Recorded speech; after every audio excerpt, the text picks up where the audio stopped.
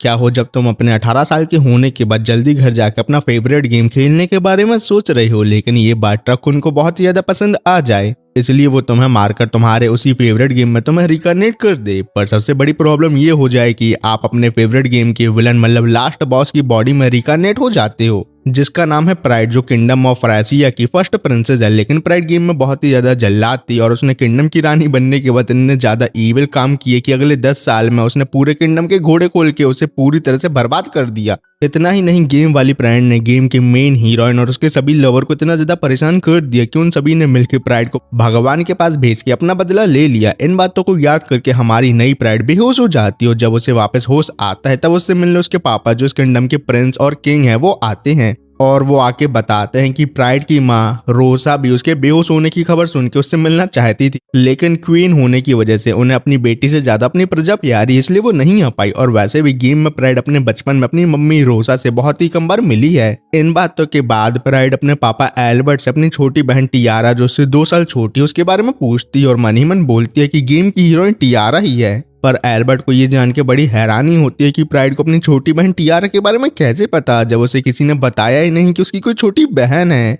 और जब रोसा प्रेग्नेंट होगी तब भी प्राइड को पता नहीं चला होगा, क्योंकि फूला हुआ पेट देखने के लिए प्राइड को रोसा से मिलना भी जरूरी होता। सभी बातों को एनालाइज करके एल्बर्ट दिमाग लगाता है कि प्राइड को फ्यूचर देखने की स्पेशल एबिलिटी मिली है, जो उसकी माँ के पास भी है। और इसी बात को समझ के वो प्राइड को फ्रासिया किंगडम की क्वीन बनने का अगला दावेदार बना देता है, क्योंकि फ्रासिया किंगडम में सभी लोगों के पास अलग अलग स्पेशल एबिलिटी होती है, पर जिनके पास भी फ्यूचर देखने की पावर होती है उसे ही किंगडम ऑफ फ्रासिया का न्यू क्वीन या किंग बनाया जाता है। मतलब ऐसा रूल है और ज्यादातर फ्यूचर देखने की एबिलिटी सिर्फ लड़कियों को मिलती है। फिर एल्बर्ट प्राइड की फ्यूचर देखने वाली बातें क्वीन रोजा को बताने निकल जाता है। पापा के जाने के बाद प्राइड को याद आता है कि गेम में जब प्राइड को फ्यूचर देखने की पावर मिली थी तब प्राइड ने इस पावर का यूज अच्छे काम करने के बजाय ईवल काम करने के लिए यूज किया। और गेम की 2 एंडिंग है। फर्स्ट है ईवल काम करने की वजह से प्राइड लास्ट में मारी जाएगी, और सेकंड वो इतनी ज्यादा ईवल हो जाएगी कि अपनी बहन और उसके लवर को मरवा देगी। पर ये जापान वाली प्राइड एक अच्छी लड़की है, इसलिए वो ऐसा करना नहीं चाहती, क्योंकि टियारा उसके लवर अच्छे लोग हैं। लेकिन तभी उसे याद आता है गेम में एल्बर्ट रोजा से मिलते जाते वक्त टूटी हुई कार्ट व्हील होने की वजह से एक्सीडेंट में मारा जाएगा। और ये बात गेम वाली प्राइड फ्यूचर में नहीं देख पाई थी, लेकिन वो तो गेम खेल चुकी है, इसलिए वो एल्बर्ट को ये बताने के लिए विंडो में चढ़ जाती है और अपने सर्वेंट को उसे रोकने से मना करती है। बाहर बहुत तेज आंधी चल रही होती है,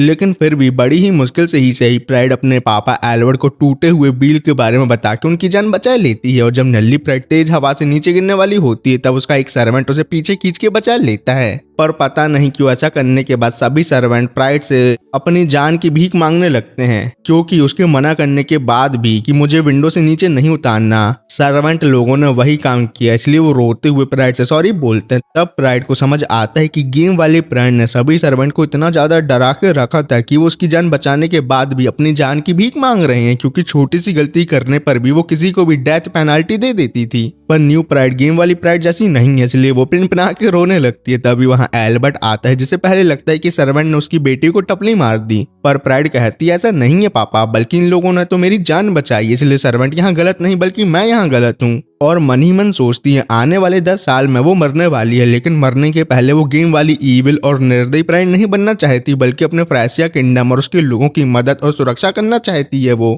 क्योंकि नई वाली प्राइड का मानना है कि यहाँ तो कोई ट्रक को आके उसे जान से मार के वापस जापान नहीं भेज सकता, और इसी तरह पिनपनाती हुई वो सो जाती है। फिर वो उठती है तब एल्बर्ट बताते हैं कि टियारा के 6th बर्थडे पर एक ग्रैंड पार्टी आयोजित होने वाली है, जहां वो उससे आसानी से मिल सकेगी। और अब जब प्राइड रानी बनने की दावेदार बन चुकी है तो एल्बर्ट उसके लिए एडॉप्टेड भाई लेके आएंगे, जो असल में उसका पर्सनल असिस्टेंट होगा। क्या मतलब, घर का बच्चा घर में काम करने के लिए चाइल्ड लेबर की कंप्लेंट भी नहीं कर सकता इस दुनिया में। इसी तरह कुछ दिन बीत जाते हैं, जहां प्राइड सभी सर्वेंट लोगों से अच्छे से बात करती है, जिससे पूरे पैलेस में ये खबर फैल जाती है कि पावर मिलने के बाद प्रिंसेस प्राइड बदल चुकी हैं। लेकिन अपनी प्राइड मन ही मन सोचती है कि गेम वाली प्राइड तो पावर मिलने के बाद और भी ज्यादा ईविल और निर्दयी हो गई थी, लेकिन मेरा शुक्र मनामा ईविल और निर्दयी नहीं बनना चाहती। पर वो नोटिस करते हैं कि जब एल्बर्ट की डेथ हो गई थी और रोसा ये खबर सुनने के बाद कुछ ही दिनों बाद दुख की वजह से मारी गई थी, लेकिन अब ऐसा कुछ नहीं हुआ और उसके मम्मी पापा जिंदा हैं। इसका तो ये मतलब है कि वो गेम की स्टोरी को चेंज कर सकती है। फिर वो अपने पापा एल्बर्ट के पास जाती है, जहां वो उसे उसके अडॉप्टेड भाई कम और असिस्टेंट ज्यादा स्टाइल से मिलवाती है, जो असल में 7 साल का अपनी मम्मी का इकलौता बच्चा है, जिसके हाथों में अभी हैंड कफ लगे हुए हैं। मतलब हथकड़ियाँ। ऐसा नहीं है कि उसे चाइल्ड लेबर ही बनाने के लिए यहाँ लाया गया है, पर ऐसा इसलिए है क्योंकि उसके पास टेलीपोर्टेशन की स्पेशल एबिलिटी है और ये हैंड कप उसे अपनी एबिलिटी यूज करने से रोकती हैं।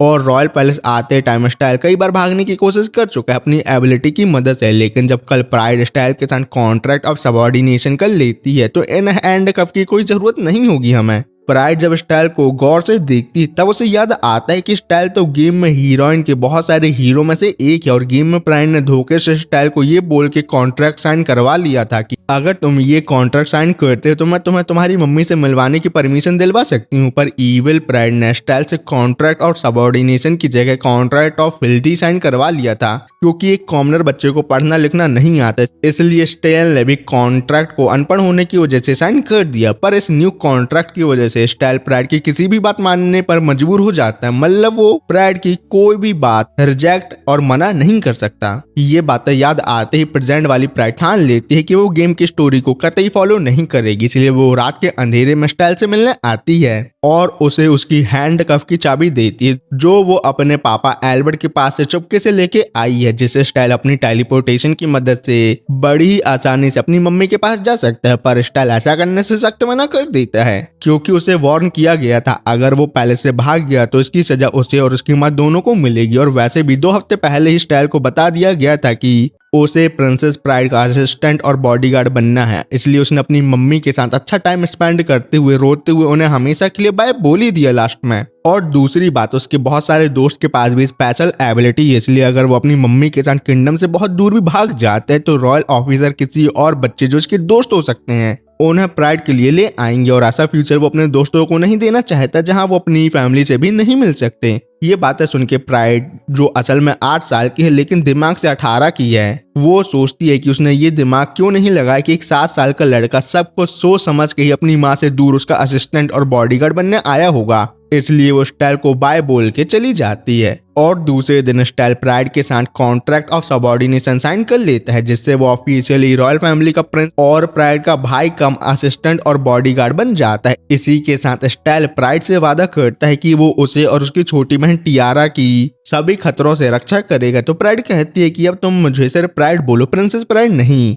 क्योंकि अब हम लोग सिबलिंग हैं। लेकिन तभी चांसलर गिलबर्ट वहां आते हुए स्टाइल से कहते हैं कि तुम पब्लिक प्लेस में प्रिंसेस प्राइड को योर हाईनेस और बड़ी बहन बोलकर ही बात करना होगा। प्राइड को गेम की यादों को याद करके याद आता है कि गिलबर्ट के पास इटर्नल यूथ की एबिलिटी है, पर इससे ज्यादा उसे गिलबर्ट के बारे में कुछ भी स्पेशल याद नहीं आता है। इसके बाद प्राइड स्टाइल को पूरे पैलेस घुमाती और दिखाती है, लेकिन कुछ दिनों बाद स्टाइल भैया तेज बुखार आने की वजह से बेहोश होकर लंबा लेट जाते हैं और प्राइड को स्टाइल के लिए बुरा लगता है क्योंकि पहले तो वो अपनी मम्मी से दूर हो गया और प्राइड का असिस्टेंट बनने के लिए उसे दिन रात पढ़ाई लिखाई और बाकी चीजें सीखने की वजह से बुखार आ गई है। लेकिन सबसे ज्यादा प्राइड को दुख ये जान के लगता है कि गेम में प्राइड ने कॉन्ट्रैक्ट ऑफ फिल्थी साइन करवाने के बाद स्टाइल को अपनी ही सगी माँ को मारने का ऑर्डर दे दिया था, जिसे ना चाहते हुए भी स्टाइल को पूरा करना पड़ा। और ये सब देख के गेम वाली प्राइड बहुत ही ज्यादा खुश हो रही थी। प्रेजेंट में ये सब याद करके प्राइड रोने लगती है, जिससे स्टाइल को लगता है कि वो इसलिए रो रही है क्योंकि मुझे बुखार आ गई है। पर प्राइड स्टाइल को गले लगाते हुए कहती है कि वो स्टाइल की माँ के लिए कुछ भी बुरा नहीं सोचेगी और एक ऐसा किंगडम बनाएगी जहाँ सभी लोग खुशी से रह सकें।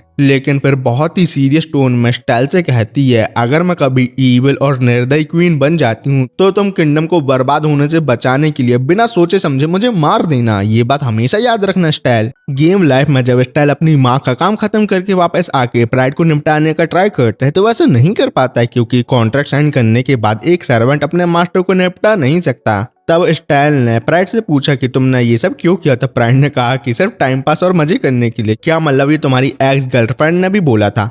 पर ये सुन के स्टाइल अपने आप को निपटाने का सोच लेता है। पर ये बात जब प्राइड सुनती है तो वो और भी ज्यादा मजे और स्टाइल को सफर करने के लिए स्टाइल को ऑर्डर देती है कि जब तक मैं तुम्हें ऑर्डर नहीं दे देती तब तक तुम खुद को निपटा भी नहीं सकते। ये सब होने के बाद स्टाइल ने ठान लिया कि वो एक दिन किसी न किसी तरह से प्राइड को मार के सबका बदला जरूर लेगा। प्रेजेंट में स्टाइल नींद से जागता है तो उसे लगता है कि ये सब एक अजीब सपना था और कुछ नहीं, लेकिन उसे याद आता है जिस रात प्राइड उसे चाबी लेके आजादी देने आई थी और कल रात जब वो रो रही थी तब वो बिल्कुल उसकी माँ की तरह इमोशन एक्सप्रेस कर रही थी, क्योंकि जब स्टाइल की माँ को पैसे लेके उसे रॉयल फैमिली को देने का ऑर्डर मिला था तब वो ऐसा करना नहीं चाहती थी, लेकिन फिर भी उन्हें ऐसा करना पड़ा। और तभी उसकी माँ के एक्सप्रेशन बिल्कुल प्राइड जैसे ही थे। पर स्टाइल का असली प्लान ये था कि वो बचपन से ही प्राइड के लिए सब कुछ करेगा और उसका खास बन जाएगा, जिससे फ्यूचर में प्राइड के क्वीन बनने के बाद वो प्राइड के साथ अपना अच्छे बॉन्ड होने की वजह से रॉयल लॉ से ये रूल बदल सकता है कि कॉन्ट्रैक्ट और सबऑर्डिनेशन करने के बाद कोई अपनी फैमिली से आसानी से मिल सकता है। और ऐसा करने के बाद स्टाइल बड़ी आसानी से अपनी माँ और खुद को बिना किसी पनिशमेंट दिए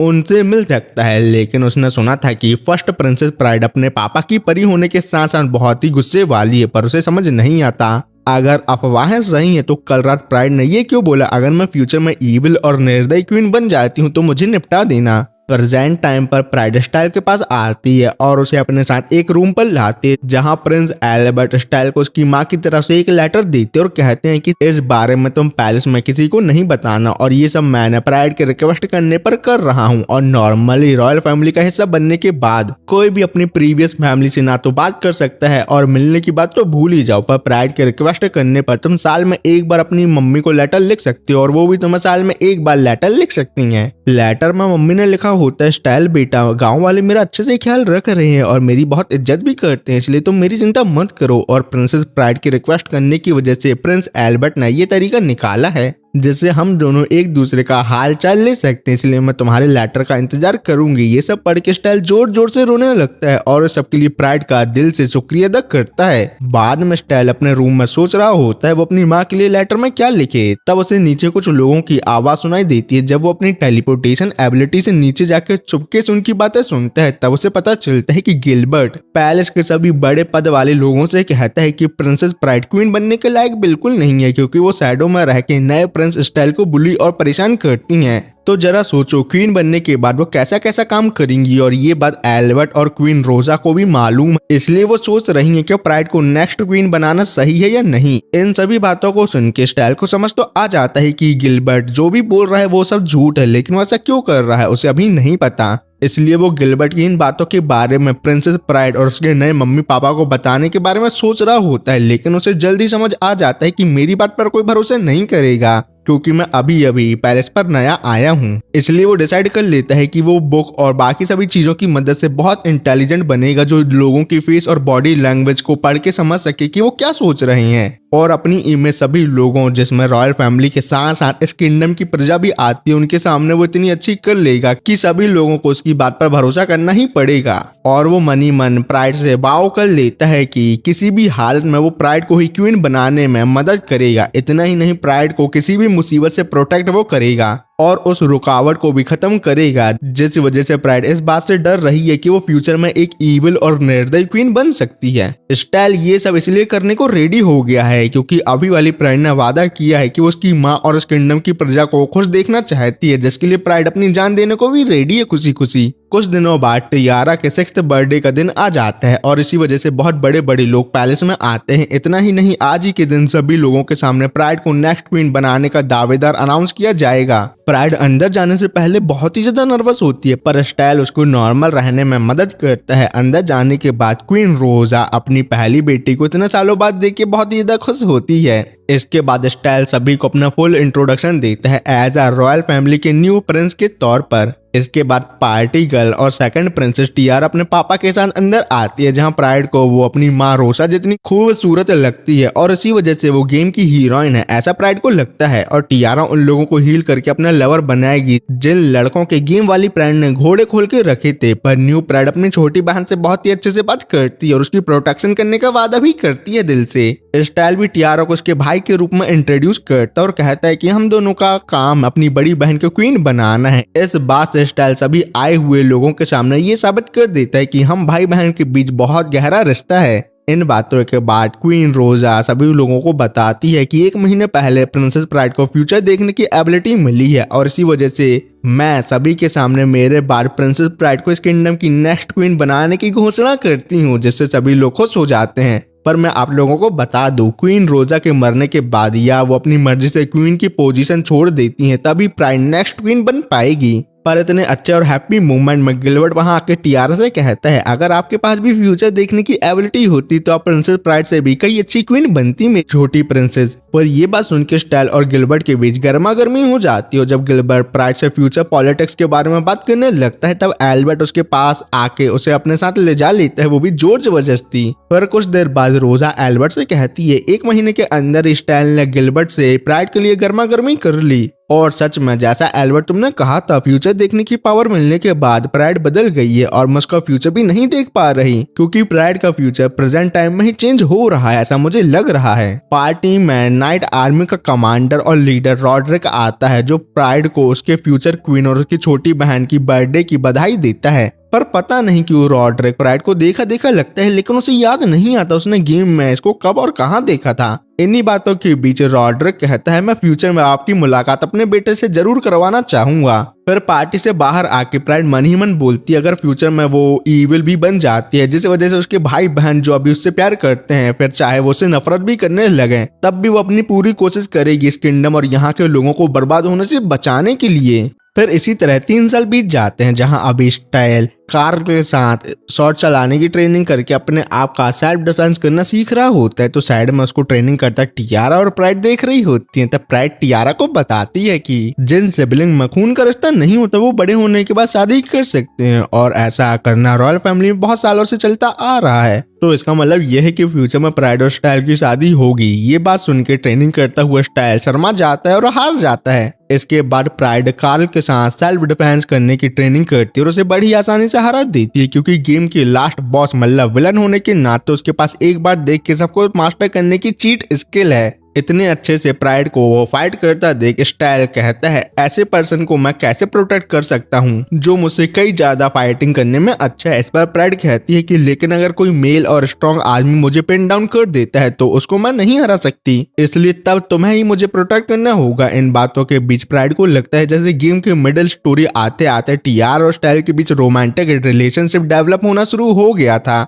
वैसा अभी भी हो रहा है, पर असलियत तो ये होती है कि स्टाइल को टियारा से नहीं बल्कि प्राइड से प्यार हो रहा होता है, जो प्राइड बेचारी को पूरे एनीमे में समझ नहीं आने वाला। इसके बाद प्राइड, स्टाइल और कार्ल सोल्जर की ट्रेनिंग देखने और कैप्टन रॉड्रिक से मिलने नाइट ट्रेनिंग एरिया आते हैं, पर वहां आके उन्हें वाइस कैप्टन क्लार्क से पता चलता है कि रॉड्रिक न्यू रिक्रूट सोल्जर के साथ नेबरिंग कंट्री के साथ अलायंस में ट्रेनिंग करने किया है। और रॉड्रिक इसलिए साथ गए हैं क्योंकि नेबरिंग कंट्री की मिलिट्री से कोई भी बात नहीं हो पाई ट्रेनिंग को लेके, इसलिए रॉड्रिक न्यू सोल्जर के साथ गए हैं, जिससे वो ये भी देख सकते हैं कि फ्रेशिया किंगडम की बॉर्डर में अभी क्या चल रहा है। पर इस बात से स्टाइल गुस्सा हो जाता है क्योंकि सभी को पता है कि आज प्राइड नाइट आर्मी की ताकत और ट्रेनिंग देखने आने वाली थी, लेकिन प्राइड स्टाइल को शांत रहने को कहती है और बोलती है कि पार्टी में रॉड्रिक ने कहा था उसके सोल्जर बिना उसके भी बहुत अच्छे से काम और सब कुछ हैंडल कर सकते हैं, इसलिए वो बिना रॉड्रिक के ही अंदर आ जाती है। जहां क्लार्क बताता है कि सोल्जर की रोज ट्रेनिंग और मॉक बैटल में हॉर्स राइडिंग और गन पावर की प्रैक्टिस होती है।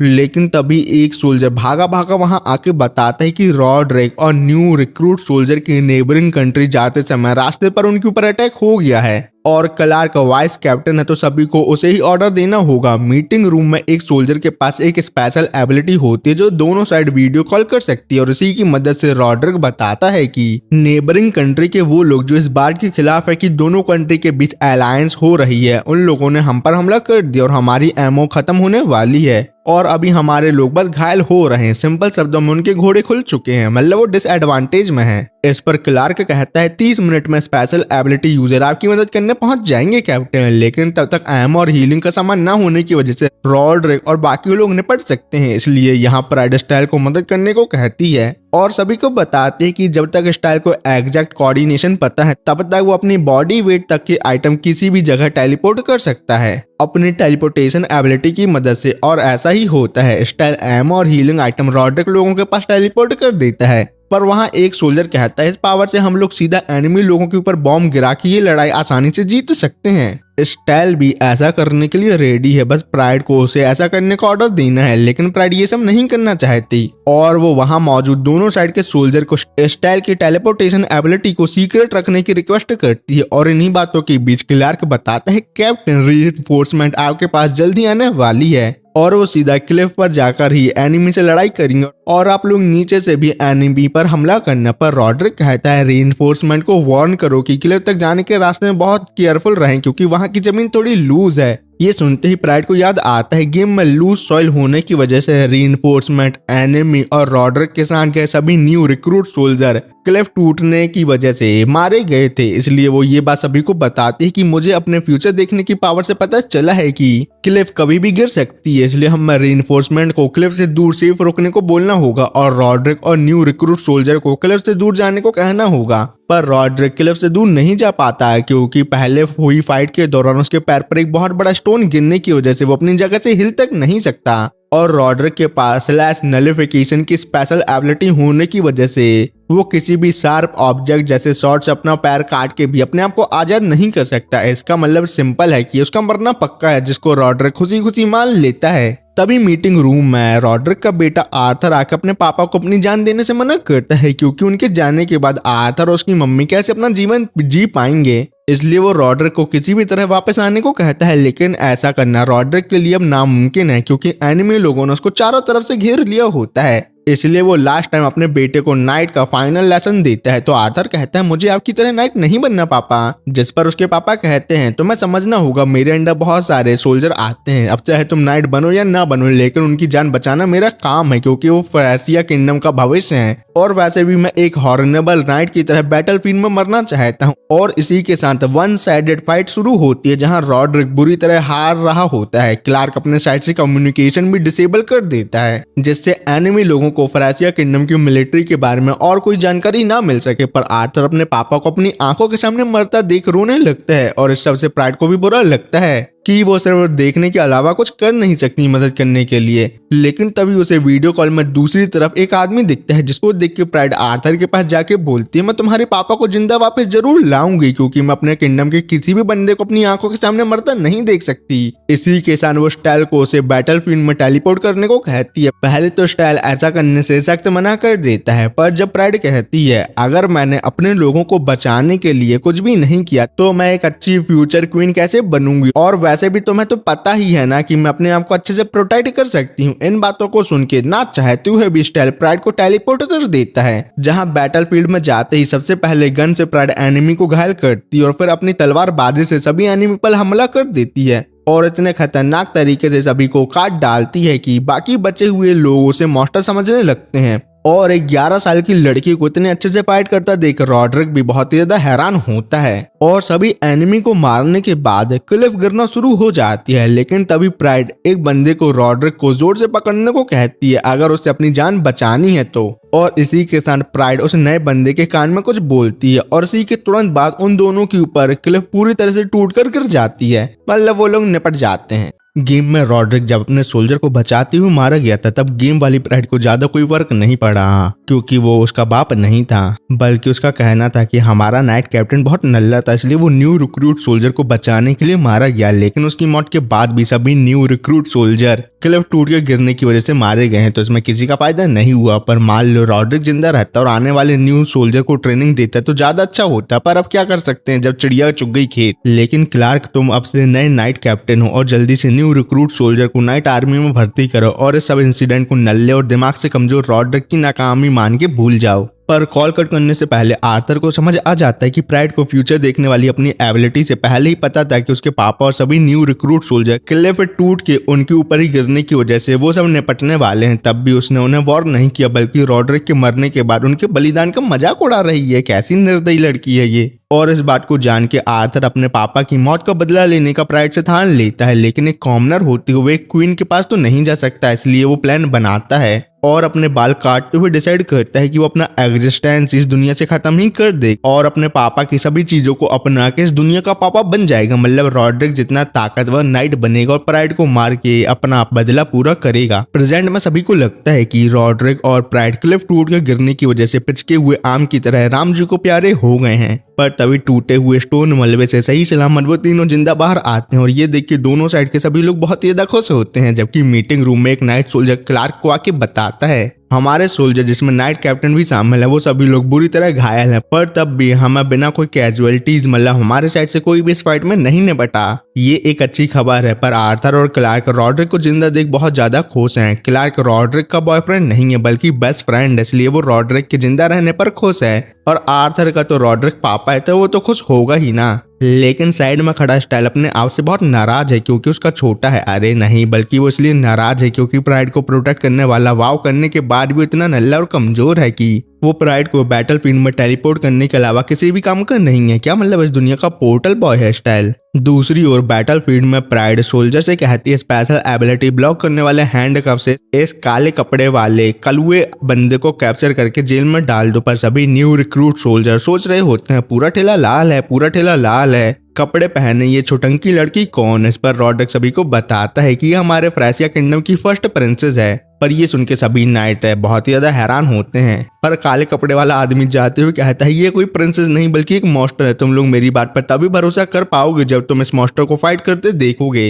इन बातों के बाद रॉड्रिक प्राइड से कहता है प्रिंसेस आपकी रॉयल बग्गी आपको लेने आ रही है, इसलिए आप उस पर बैठ के अपने रॉयल पैलेस जाएं। लेकिन प्राइड ऐसा करने से सख्त मना कर देती है और कहती है कि मैं अनइंजर्ड हूँ, इसलिए आप सबसे पहले इंजर्ड नाइट को हील करने के लिए नाइट आर्मी कैंप ले जाएं। और कैप्टन आप भी बहुत ज्यादा इंजर्ड हो, इसलिए आपको भी उनके साथ जाना चाहिए। पर इन बातों को इग्नोर मार के रॉड्रिक प्राइड को अपने बाहों में उठा के अपने साथ ले जाते हुए बोलता है मुझे आपसे बहुत सारे सवाल करने हैं, इसलिए आप जल्दी से अपने रॉयल पैलेस जाएं। लेकिन प्राइड बहुत ही ज्यादा शर्मा जाती है जब वो देखती है कि उसके कपड़े फटने की वजह से उसके पैर और स्लिम थाई दिख रही है, इसलिए वो रॉड्रिक से उसे नीचे उतार के किसी से न्यू कपड़े लाने को कहती है। पर वहां उसकी कोई मेट तो नहीं थी जो राजकुमारी की बात का पालन करे, इसलिए रॉड्रिक अपनी जैकेट प्राइड को दे देता है। पर वो सभी न्यू रिक्रूट सोल्जर के साथ प्राइड के ऊपर हंस रहा होता है, ये सोचती हुई कि एक लड़की जो बिना डरे एनिमी को निपटा रही थी वो फटे हुए कपड़े और अपने गोरे गोरे पैर रिवील होने की वजह से शर्मा रही है। पर प्राइड को लगता है कि वो 11 साल की इसलिए उसकी थाई और पॉम्पम छोटे हैं और इसी का मजाक सभी बॉयज अभी उड़ा रहे हैं। पर तब भी वो है तो एक लड़की तो उसका शर्माना तो जायज ही है ना।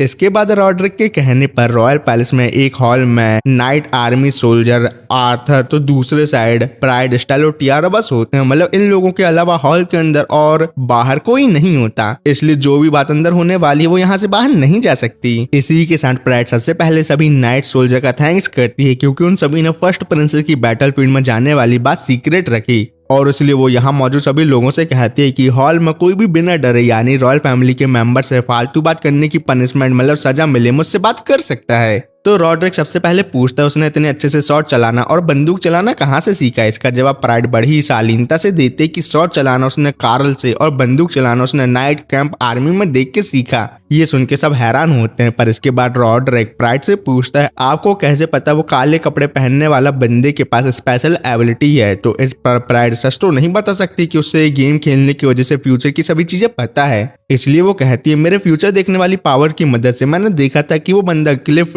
गिरने के बाद अपनी earth and wall manipulation ability की मदद से जिंदा बच जाता है। फिर रॉड्रिक दूसरा सवाल पूछता है प्रिंसेस आपको बैटल फील्ड में आने की क्या जरूरत थी, क्योंकि आपको जब अपने फ्यूचर देखने वाली एबिलिटी से पता चल गया था कि क्लिफ गिरने वाली तो आप हमें पहले ही इन्फॉर्म कर देती। इस पर प्राइड कहती है ये सब बताने के लिए बहुत देर हो चुकी थी, इतना ही नहीं स्टाइल अपनी एबिलिटी से सिर्फ एक बंदे को बैटल फील्ड में भेज सकता था और मेरे आने में थोड़ी देर होती तो रॉड्रिक आप निपट सकते थे। इस पर रॉड्रिक गुस्से से कहता है कि रॉयल फैमिली मेंबर वो भी एक प्रिंसेस जो हमारे किंगडम की फ्यूचर क्वीन है, उनका बैटल फील्ड में आके एक तुच्छ से नाइट आर्मी कैप्टन की जान बचाने के लिए अपनी जान खतरे में डालना बहुत गलत था, क्योंकि एक नाइट का काम है अपने देश के लोगों खासकर रॉयल फैमिली को बचाना और इसे एक गर्व का काम माना जाता है, लेकिन आपने ये सब मुझसे छीन लिया। इन बातों को सुन के प्राइड को समझ आता है कि अगर बैटल फील्ड में एक भी कदम उसने गलत उठाया होता और वो मारी जाती तो रॉड्रिक की हॉर्नेबल नाइट की डेथ गंदी नाली के कीड़े की तरह मानी जाती। यानी एक प्रिंसेस की डेथ के बाद सभी लोग यही बोलते कि एक नाइट कैप्टन अपने किंगडम की प्रिंसेस द्वारा बचाते हुए मारा गया। बताओ वो कितना नल्ला होगा जो 11 साल की प्रिंसेस को उसे बचाने आना पड़ा।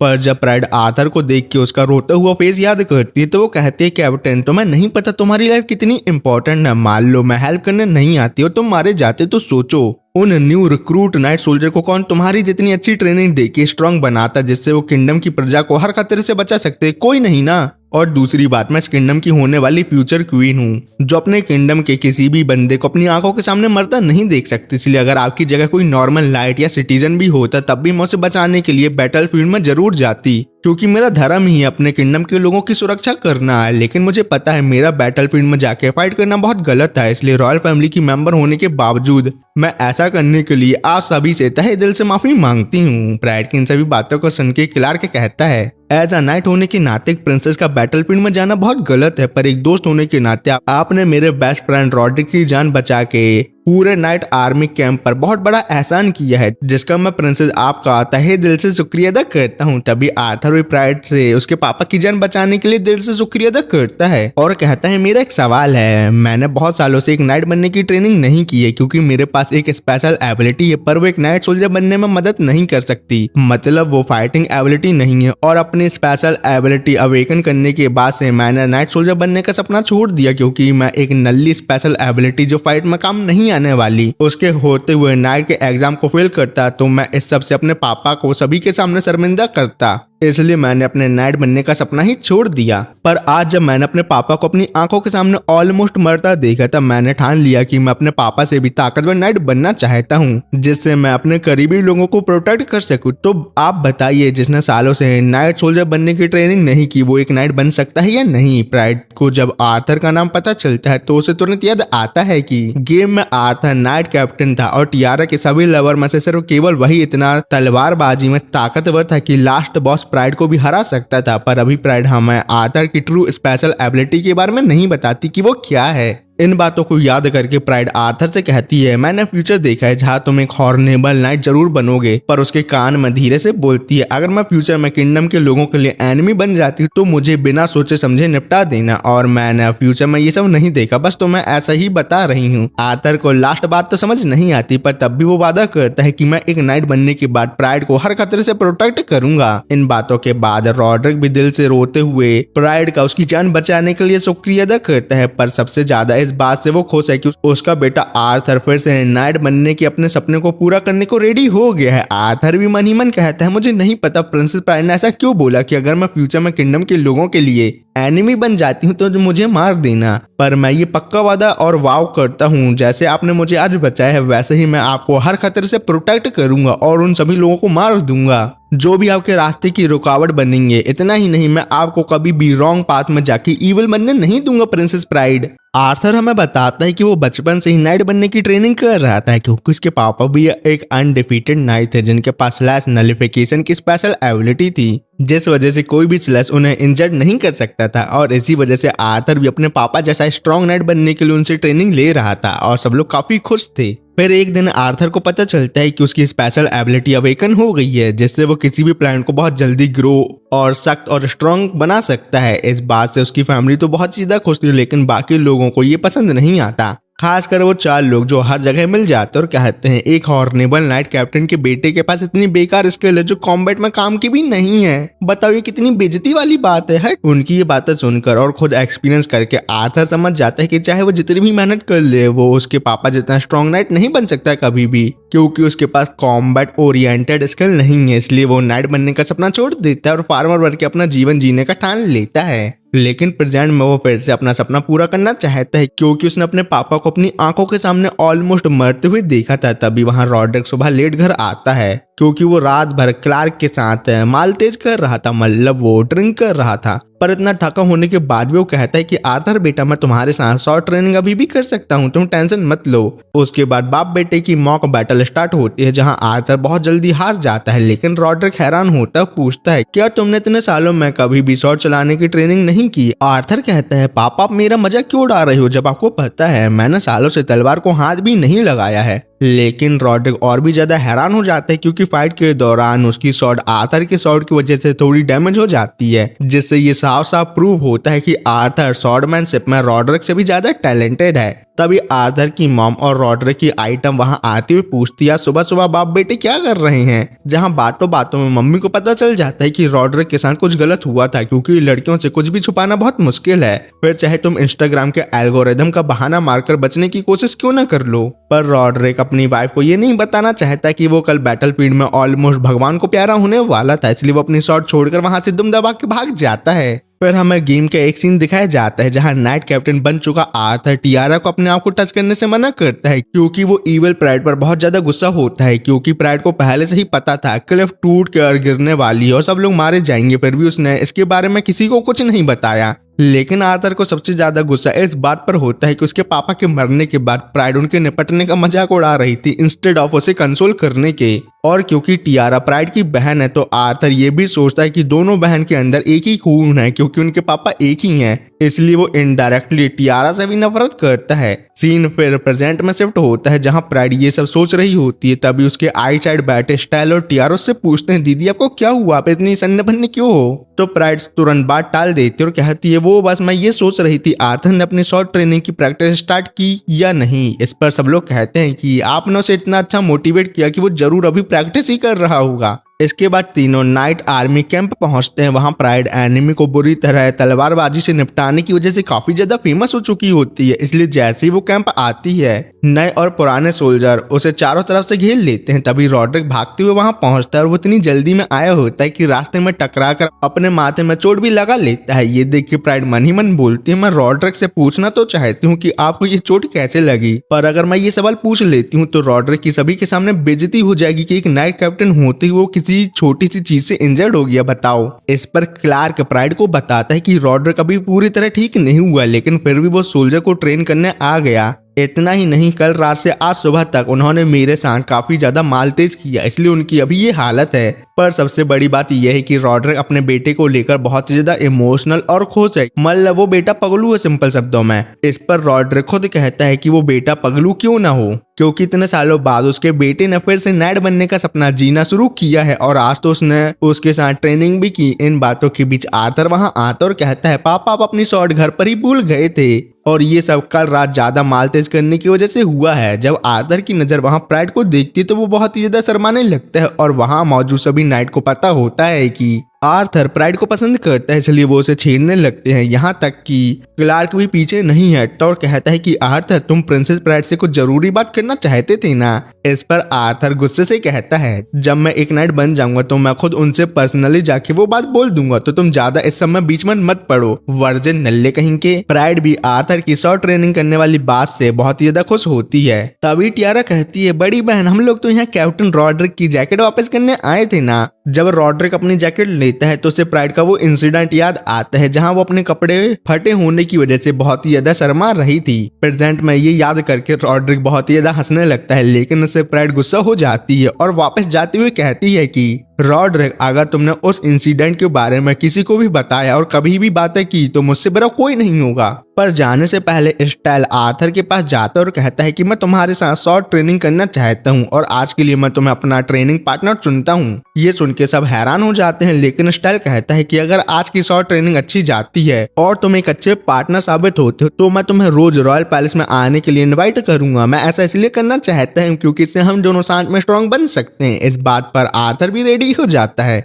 फिर रॉयल पैलेस के ट्रेनिंग रूम में स्टाइल आर्थर को कोई भी वेपन चूज करने को कहता है ट्रेनिंग करने के लिए और बोलता है कि हम दोनों यहाँ अकेले हैं, इसलिए हमें फॉर्मली बात करने की जरूरत नहीं है, इसलिए ना मैं तुम्हें लॉर्ड कहूंगा और ना तुम मुझे प्रिंस कहना क्योंकि तुम मुझसे सिर्फ 1-2 साल ही तो बड़े हो। इस बात पर आर्थर पहले थोड़ा हिचकिचाता है, तब स्टाइल कहता है कि पहले मैं तुमसे फॉर्मली बात करता हूँ, अगर तुम मेरे साथ कंफर्टेबल हो जाते हो तो तुम भी मुझसे फॉर्मली बात कर लेना। फिर उन दोनों की शॉर्ट ट्रेनिंग स्टार्ट होती है जहाँ स्टाइल तुरंत समझ जाता है कि इतने सालों तक ट्रेनिंग न करने के बाद भी आर्थर शॉट चलाने में बहुत ही ज्यादा माहिर है, इसलिए वो उससे कहता है कि आने वाला नाइट एग्जाम तुम जरूर देना। ये सुनकर आर्थर बहुत ही ज्यादा हिचकिचाता और कहता है कि मैं अभी इतना पावरफुल नहीं हूँ कि नाइट एग्जाम पास कर सकूं। तब स्टाइल कहता है कि जरूरी नहीं है कि तुम इस साल पास करो, अगर इस साल पास नहीं हुए तो अगले साल करना और अगले साल भी नहीं पास हुए तो उसके अगले साल एग्जाम पास कर लेना, लेकिन मैं चाहता हूँ कि तुम जितना जल्दी हो सके नाइट एग्जाम क्लियर करो और एक नाइट सोल्जर बनो। इसका रीजन ये है कि मैं चाहता हूँ कि तुम मेरी बड़ी बहन प्रिंसेस प्राइड को प्रोटेक्ट करो, क्योंकि मुझे पता है जैसे वो पिछली बार बैटलफील्ड में बिना सोचे समझे कूद गई थी सबको बचाने के लिए, वैसे ही फ्यूचर में अगर ऐसी सिचुएशन आती है तो वो फिर से बिना सोचे समझे कूद जाएगी। लेकिन वो इतनी स्ट्रांग नहीं है कि हर किसी को हरा सके, और मैं इतना पावरफुल नहीं हूँ कि उन्हें हर मुसीबत से प्रोटेक्ट कर सकूं। पर सबसे मेन बात यह है कि मुझे लगता है कि मेरी बड़ी बहन किसी चीज को लेकर बहुत ही ज्यादा डरी डरी रहती है, और वो क्या है वो मुझे नहीं पता। ये सुन के आर्थर को याद आता है कल प्रिंसेस प्राइड ने उसके कान में जो बोला था, क्या वो उसी बात से डरती हैं? पर स्टाइल ये भी क्लियर करता है कि वो इस समय आर्थर की मदद इसलिए मांग रहा है क्योंकि उसने कल देखा था कि जब पिछले दिन आर्थर ने लाइफ टाइम प्राइड की रक्षा करने की बात बोली थी, तब तुमने इनडायरेक्टली प्राइड को ये वाव दे दिया था कि तुम हर कीमत पर उससे प्रोटेक्ट करोगे। और ऐसा वाव मैंने भी लिया है, लेकिन मैं तुम्हें इसके बारे में ज्यादा डिटेल में नहीं बता सकता। बस इतना समझ लो कि आज मैं जो भी हूँ वो सिर्फ प्रिंसेस प्राइड की वजह से ही हूँ।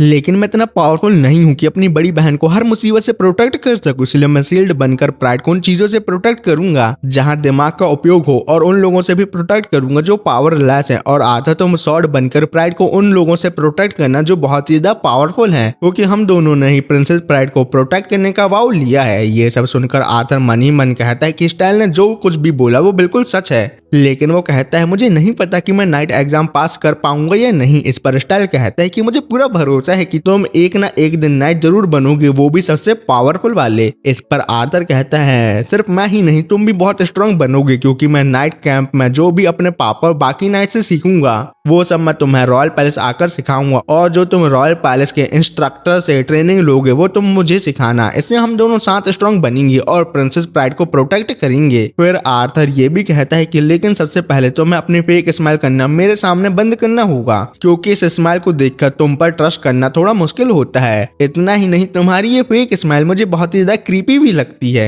मुझे इस सब के बारे में इसलिए पता है क्योंकि मेरे पापा की स्माइल भी तुम्हारी तरह फेक है, लेकिन इसके उल्टा मेरी मॉम दिल से खुश होकर स्माइल करती है। स्टाइल को लगता है कि वो अच्छी फेक स्माइल देता था, लेकिन आर्थर का पॉइंट ऑफ व्यू जानकर वो काफी हैरान होता है। इसी तरह दोनों बात करते हुए अपनी ट्रेनिंग करते हैं और धीरे धीरे अच्छे दोस्त बन जाते हैं। नेक्स्ट सीन में प्राइड अपने किंगडम की लॉ बुक को बहुत ही ध्यान से पढ़ रही होती है, और उसके पास एक चीट एबिलिटी होती है जिससे वो किसी भी चीज को सिर्फ एक बार देखकर हमेशा के लिए याद रख सकती है। इसी का फायदा उठाकर वो सब कुछ याद कर लेती है, क्योंकि उसे याद आता है कि गेम वाली प्राइड ने फिल्थी कॉन्ट्रैक्ट के बाद अपने किंगडम के लॉ का गलत यूज करके बहुत बुरे काम किए थे और सबको परेशान किया था, लेकिन वो ऐसा करना नहीं चाहती, इसलिए वो लॉ को प्रॉपरली समझ रही होती है। उसके सामने टियारा बैठी होती है जो फ्लावर डेकोरेशन वाली बुक पढ़ती है। ये देखकर प्राइड को याद आता है जब वो पहली बार 3 साल पहले टियारा को लाइब्रेरी लाई थी, तब टियारा हमेशा रोमांटिक बुक चूज करती थी जिनकी हैप्पी एंडिंग हुआ करती थी। इसी बीच प्राइड टियारा से पूछती है उसे किस तरह का किंग और हीरो पसंद है बुक में, और उसकी फेवरेट बुक कौन सी है। इस पर टियारा बताती है ये उसकी फेवरेट बुक है क्योंकि इसका हीरो स्टाइल जैसा दिखता है और हीरोइन बिल्कुल प्राइड जैसी। ये सुनकर स्टाइल शर्मा कर टेबल पर गिर जाता है, लेकिन प्राइड को लगता है कि स्टाइल को अपना नाम उसके साथ जोड़ना पसंद नहीं आया क्योंकि वो टियारा से प्यार करता है, लेकिन ये प्राइड की सबसे बड़ी गलतफहमी होती है। इसके बाद दोनों बहन अपनी मॉम क्वीन रोजा के पास आती हैं। क्वीन बताती हैं कि उन्होंने यहाँ उन्हें इसलिए बुलाया है क्योंकि जो नाइट कैप्टन रॉड्रिक और न्यू रिक्रूट सोल्जर पर अटैक करने के पीछे था उनके बारे में कुछ इन्फॉर्मेशन हमें मिली है। चांसलर गिलबर्ट बताते हैं कि फ्रेशिया किंगडम की जो अलायंस नेबरिंग किंगडम के साथ थी उसे एक थर्ड फैक्शन को प्रॉब्लम थी, इसलिए उन लोगों ने सबसे पहले नेबरिंग कंट्री के सोल्जर को पकड़कर उनसे ये इन्फॉर्मेशन निकाली कि हमारे सोल्जर कब कहां और कितने बजे क्लिफ से गुजरेंगे। फिर उसी इन्फॉर्मेशन का फायदा उठाकर उन्होंने हम पर अटैक कर दिया और इस सब में वेल ने उनकी मदद की थी, पर उसको ये काम करने के लिए किसने हायर किया ये बात उसे नहीं मालूम। सिंपल शब्दों में ये है कि थर्ड फैक्शन कौन है इसके बारे में हमें अभी कोई भी जानकारी नहीं है। फिर क्वीन रोजा कहती है प्राइड मैंने एल्बर्ट से सुना है तुम किंगडम की लॉ बुक पढ़ रही हो, इसलिए मैं तुम्हें अथॉरिटी देती हूँ कि जिस क्रिमिनल को हमने पकड़ा है उसके क्राइम के हिसाब से आज तुम उसे सजा दोगी। तभी वहाँ काले कपड़े पहने हुए कलूटे मतलब सावले आदमी को लाया जाता है जिसका नाम है वेल। यहाँ पर प्राइड बताती है उसने वीडियो कॉल में बैटल के दौरान वेल को तुरंत इसलिए पहचान लिया था क्योंकि गेम में इविल प्राइड ने टियारा के रास्ते में मुसीबत खड़ी करने के लिए बहुत सारे लोगों को हायर किया था और उन्हीं में से एक वेल भी था। चांसलर गिलबर्ट बताते हैं कि वेल को पता है कि नेबरिंग कंट्री के सोल्जर को पकड़कर कहां रखा गया है और अगर ये कैदी हमें उनकी लोकेशन नहीं बताता तो हम किसी भी कीमत में उन्हें नहीं ढूंढ पाएंगे जल्दी। क्वीन रोजा प्राइड से पूछती है कि बताओ तुम इस क्रिमिनल पर क्या जजमेंट पास करोगी। प्राइड समझ जाती है ये एक टेस्ट है ये देखने के लिए कि क्या वो फ्यूचर क्वीन बनने लायक है या नहीं। और फ्यूचर क्वीन बनने के बाद वो डिसीजन कैसे लेगी और क्रिमिनल को उनके क्राइम के हिसाब से क्या पनिशमेंट देगी। प्राइड भी पीछे नहीं हटती और इस चैलेंज को एक्सेप्ट कर लेती है क्योंकि वो सोचती है कि अगले कुछ सालों में शायद वो मार ही जाएगी। लेकिन टियारा जो गेम की हीरोइन है इसलिए वो फ्रेसिया किंगडम की ट्रू क्वीन बनेगी, इसलिए टियारा को सीखना होगा कि फ्यूचर में टफ डिसीजन कैसे लिए जाते हैं। इसलिए प्राइड वेल को पनिशमेंट देने के लिए रेडी हो जाती है। फिर सबसे पहले प्राइड कहती है कि फ्रेसिया किंगडम के लॉ के हिसाब से किसी भी सिटीजन या आर्मी ऑफिसर पर अटैक करने की सजा या तो एग्जीक्यूशन होती है या लाइफ टाइम इम्प्रिजनमेंट। लेकिन ये केस थोड़ा कॉम्प्लिकेटेड है क्योंकि हमें नेबरिंग किंगडम के सोल्जर को सेफली वापस लाना है, इसलिए हमारे पास 3 ऑप्शन है। पहला, सोल्जर को उनकी किस्मत पर छोड़ दो, मतलब मरने दो। दूसरा, वेल से इंफॉर्मेशन लेकर सोल्जर को बचा लेना और बाद में वेल को खत्म कर देना। और तीसरा, वेल को इज्जत के साथ छोड़ देना है लेकिन उस पर कॉन्ट्रैक्ट और फिल्दी अप्लाई करके उसे किसी भी गलत काम करने से रोक देना। फिर प्राइड वेल के पास जाती और कहती कि बताओ तुम जिंदा रहना चाहते हो या नहीं, और अगर तुमने बैटलफील्ड वाली फालतू बातें यहाँ भी बोली तो तुम्हें तुरंत खत्म कर दिया जाएगा। ये सुनकर वेल डर जाता है और तुरंत कहता है कि वो सब कुछ बताने के लिए रेडी है और उनके साथ कोऑपरेट भी करेगा क्योंकि उसे अपनी जान बहुत ही ज्यादा प्यारी है। इसके बाद दोनों कॉन्ट्रैक्ट और फिल्दी साइन कर देते हैं। कॉन्ट्रैक्ट साइन करते वक्त प्राइड कहती है कि एक जिंदा इंसान का मास्टर बन जाना बहुत ही ज्यादा क्रूअल और अजीब बात है और ये सब वो अपने रियल वर्ल्ड में कभी नहीं कर सकती थी, लेकिन अब वो इस गेम की दुनिया में ये सब कर रही है और वो सोचते है क्या वो धीरे धीरे इविल क्वीन प्राइड बनती जा रही है जो वो ये सब बिना डरे कर पा रही आसानी से। कॉन्ट्रैक्ट साइन होने के बाद वेल को कुछ स्ट्रिक्ट रूल और रेगुलेशन बताए जाते हैं जिसे उसे हर हाल में फॉलो करना ही होगा। पहले, वो किसी भी रॉयल फैमिली मेंबर पर अटैक नहीं कर सकता।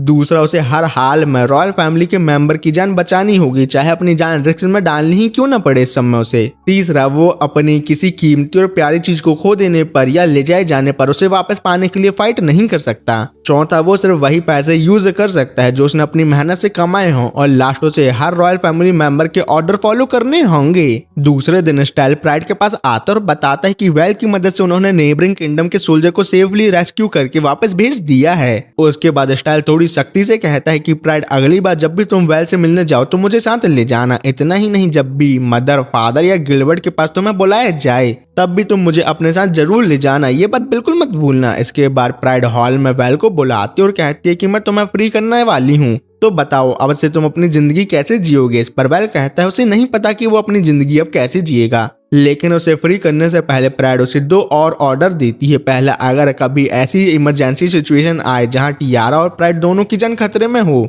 तो वेल हमेशा टियारा को ही प्रोटेक्ट करे, और अगर इसमें उसे प्राइड के किसी ऑर्डर को इग्नोर करना पड़े तो वो ऐसा कर सकता है। दूसरा ऑर्डर यह है कि जब भी वेल किसी इमरजेंसी सिचुएशन में फंस जाए जहां वो दिल से किसी की मदद करना चाहता हो तो वो सीधा प्राइड के पास आकर मदद मांगे। वेल को समझ नहीं आता प्राइड ने ये सब ऑर्डर क्यों दिए, लेकिन फिर भी वो शांति से वहां से चला जाता है मजबूरन। वेल के जाने के बाद स्टाइल पूछता है कि तुमने उसे फ्री क्यों किया और ऐसे ऑर्डर क्यों दिए, क्योंकि मेरे हिसाब से तो उस जैसे क्रिमिनल का मर जाना ही बेहतर है। इस पर प्राइड कहती है कि मैंने वेल को पहले ही ऐसे रूल से बांध दिया है जिससे वो चाह कर भी अपने लिए या किसी और के लिए फाइट बैक नहीं कर सकता, इसलिए अगर कभी उसकी जान खतरे में आए तो वो मेरे पास मदद के लिए आ सकता है जिससे उसकी जान बच जाएगी। फिर प्राइड मन ही मन सोचती है कि मैंने ये सब इसलिए किया क्योंकि फ्यूचर में मैं खुद वेल से कई ज्यादा डेंजरस क्राइम करने वाली हूँ, तब भी मुझे जीने का हक होगा। तो वेल जैसे जीना है तो उसे भी एक और चांस मिलना चाहिए, इसमें कोई गलत बात नहीं है। सब कुछ खत्म होने के बाद टियारा रोती हुई प्राइड से कहती है, बड़ी बहन तुम फ्यूचर क्वीन बनने वाली हो, लेकिन तुमने वेल से ये क्यों कहा कि वो मुझे प्रोटेक्ट करे, तुम्हें नहीं? क्या मैं तुम्हारे सामने इतनी कमजोर हूँ कि कोई भी मुझे मार सकता है? अगर ऐसा है तो मैं तुम्हारे साथ नहीं रहना चाहती, फिर वेल सिर्फ तुम्हें ही प्रोटेक्ट करेगा। ये सुनकर प्राइड टियारा को गले लगाती है और कहती है, ऐसा नहीं है पगली, लेकिन मैंने ये ऑर्डर इसलिए दिया क्योंकि तुम मेरी जिंदगी की सबसे प्रेशियस चीज हो और मैं तुमसे सबसे ज्यादा प्यार करती हूँ। फिर वो स्टाइल को भी पास बुलाकर कहती है, स्टाइल मैं तुमसे भी बहुत ज्यादा प्यार करती हूँ क्योंकि मैं तुम दोनों की बड़ी बहन जो हूँ। इसके बाद हमें पास्ट की एक मेमोरी दिखाई जाती है जहाँ टियारा पूछती है, बड़ी बहन तुम्हें किस तरह का लड़का मतलब बुक मेकिंग पसंद है? तब प्राइड एक भाई बहन वाली पिक्चर दिखाकर कहती है, मैं बस ये चाहती हूँ कि हम तीनों हमेशा साथ रहें और प्यार भरी जिंदगी जिएं। और फिर वो मन ही मन कहती है, फ्यूचर में मैं जितनी भी इविल क्वीन और पर्सन क्यों ना बन जाऊं, तुम दोनों इस बात को कभी नहीं भूलना कि मैं तुम दोनों से बहुत प्यार करती हूँ। इसके बाद वो दोनों स्टाइल के साथ मिलकर ट्रेनिंग रूम पर आते हैं जहां आर्थर प्राइड को देखकर बहुत ज्यादा शर्माने लगता है। वहां प्राइड और टियारा पूछती है, आर्थर क्या हम दोनों यहाँ बैठकर तुम्हारे और स्टाइल की शॉर्ट ट्रेनिंग प्रैक्टिस देख सकते हैं? इस पर आर्थर खुशी खुशी मान जाता है। फिर इसी तरह कुछ महीनों का समय बीत जाता है और आर्थर के नाइट एग्जाम का दिन आ जाता है। इससे पहले टियारा और प्राइड फ्लावर फील्ड में फूल तोड़ रहे होते हैं और फिर वो ट्रेनिंग रूम पर वापस आते हैं, जहां टियारा स्टेल और आर्थर को बताती है कि बिग सिस्टर ने तुम दोनों के लिए तुम्हारी पर्सनैलिटी के हिसाब से फ्लावर पिक किए हैं। प्राइड उन दोनों को उनके फ्लावर का मीनिंग बताती है और उनके लिए बहुत अच्छी अच्छी बातें बोलती है जो बिल्कुल वेडिंग वाव जैसी लगती है। और अपनी तारीफ प्राइड के मुंह से सुनकर स्टेल और आर्थर दोनों शर्मा के लालम लाल हो जाते हैं। फिर टियारा बताती है कि मैंने तुम दोनों के लिए फ्लावर क्राउन भी बनाया है, लेकिन मेरे पास टाइम कम था इसलिए मैं बिग सिस्टर के लिए क्राउन नहीं बना पाई। ये सुनकर आर्थर और स्टाइल कहते हैं क्या तुम हमें फ्लावर क्राउन बनाना सिखा सकती हो। इस पर टियारा मान जाती है और उन्हें फ्लावर से क्राउन बनाना सिखाती है। ये सब देखकर प्राइड कहती है कि टियारा आर्थर और स्टाइल के साथ कितनी खुश लग रही है। फिर क्राउन बनाने के बाद स्टाइल और आर्थर वो क्राउन प्राइड को डेडिकेट कर देते हैं, क्योंकि पहली बात प्राइड ने उन्हें बहुत मोटिवेट किया था और दूसरी बात टियारा प्राइड के लिए क्राउन बना नहीं पाई थी, इसलिए टियारा के कहने पर वो क्राउन प्राइड को पहना देते हैं। फिर प्राइड भी टियारा को एक फ्लावर क्राउन पहनाती है ताकि वो अपने आप को अकेला फील ना करे। इसी तरह वो चारों मिलकर मस्ती करते हैं और फिर आर्थर के नाइट एग्जाम का टाइम हो जाता है तो वो एग्जाम देने चल पड़ता है। तब स्टाइल कहता है प्राइड क्यों ना हम भी प्रैक्टिस फील्ड चलते हैं जहां हम आर्थर के लिए चीयर करेंगे और उसका नाइट एग्जाम देखेंगे। और इसी तरह वो तीनों कार्ट से प्रैक्टिस फील्ड की तरफ निकल पड़ते हैं, जहां कार्ट में प्राइड मन ही मन सोचती है कि मुझे इस बात का एहसास अब जाकर हुआ है कि मैं 13 साल की हो चुकी हूँ, लेकिन जहाँ 5 साल पहले मेरी लाइफ बिल्कुल कलरलेस थी और मेरे पास कोई अपना कहने को नहीं था, लेकिन 5 साल बाद मेरी दुनिया बहुत सारे रंग और खुशियों से भर गई है और मेरे पास बहुत सारे लोग हैं अपना कहने को। अगले सीन में हम देखते हैं कि आर्थर को सभी के सामने प्राइड के द्वारा नाइट की उपाधि दी जा रही होती है। इस अवसर पर प्राइड उसे निर्देश देती है कि वो हमेशा विनम्रता और सच्चाई के साथ सबका सामना करे। साथ ही उसे ये भी समझाया जाता है कि एक नाइट को सदैव अपनी प्योरिटी बनाए रखनी चाहिए और अपने पद की डिग्निटी का सम्मान करना चाहिए। इतना ही नहीं, आर्थर को ये भी बताया जाता है कि वो कभी भी कमजोरों का साथ ना छोड़े और हमेशा कठिन परिस्थितियों के विरुद्ध खड़ा रहे। उसे अपने तलवार के माध्यम से अंधकार को चीरना और अपने प्राइड को सदैव ऊंचा रखने की शपथ दिलाई जाती है। ये पल आर्थर के लिए बहुत विशेष होता है क्योंकि इसी दिन वो आधिकारिक रूप से एक नाइट बन जाता है और अपनी नाइट पोजीशन को तलवार को किस करके स्वीकार करता है। इसी दौरान आर्थर प्राइड से कहता है कि मुझे माफ कर दो, क्योंकि उसने प्राइड को इस दिन के लिए पूरे 2 साल तक प्रतीक्षा करवाई होती है। हालांकि इस बात से प्राइड क्रोधित नहीं होती बल्कि प्यार से आर्थर का स्वागत करती है और कहती है वेलकम होम। ये सुनकर ऐसा महसूस होता है आर्थर को जैसे कि 2 सालों की कठिन मेहनत आखिरकार सफल हो गई है उसकी। इसके बाद सीन बदलता है और प्राइड टियारा के साथ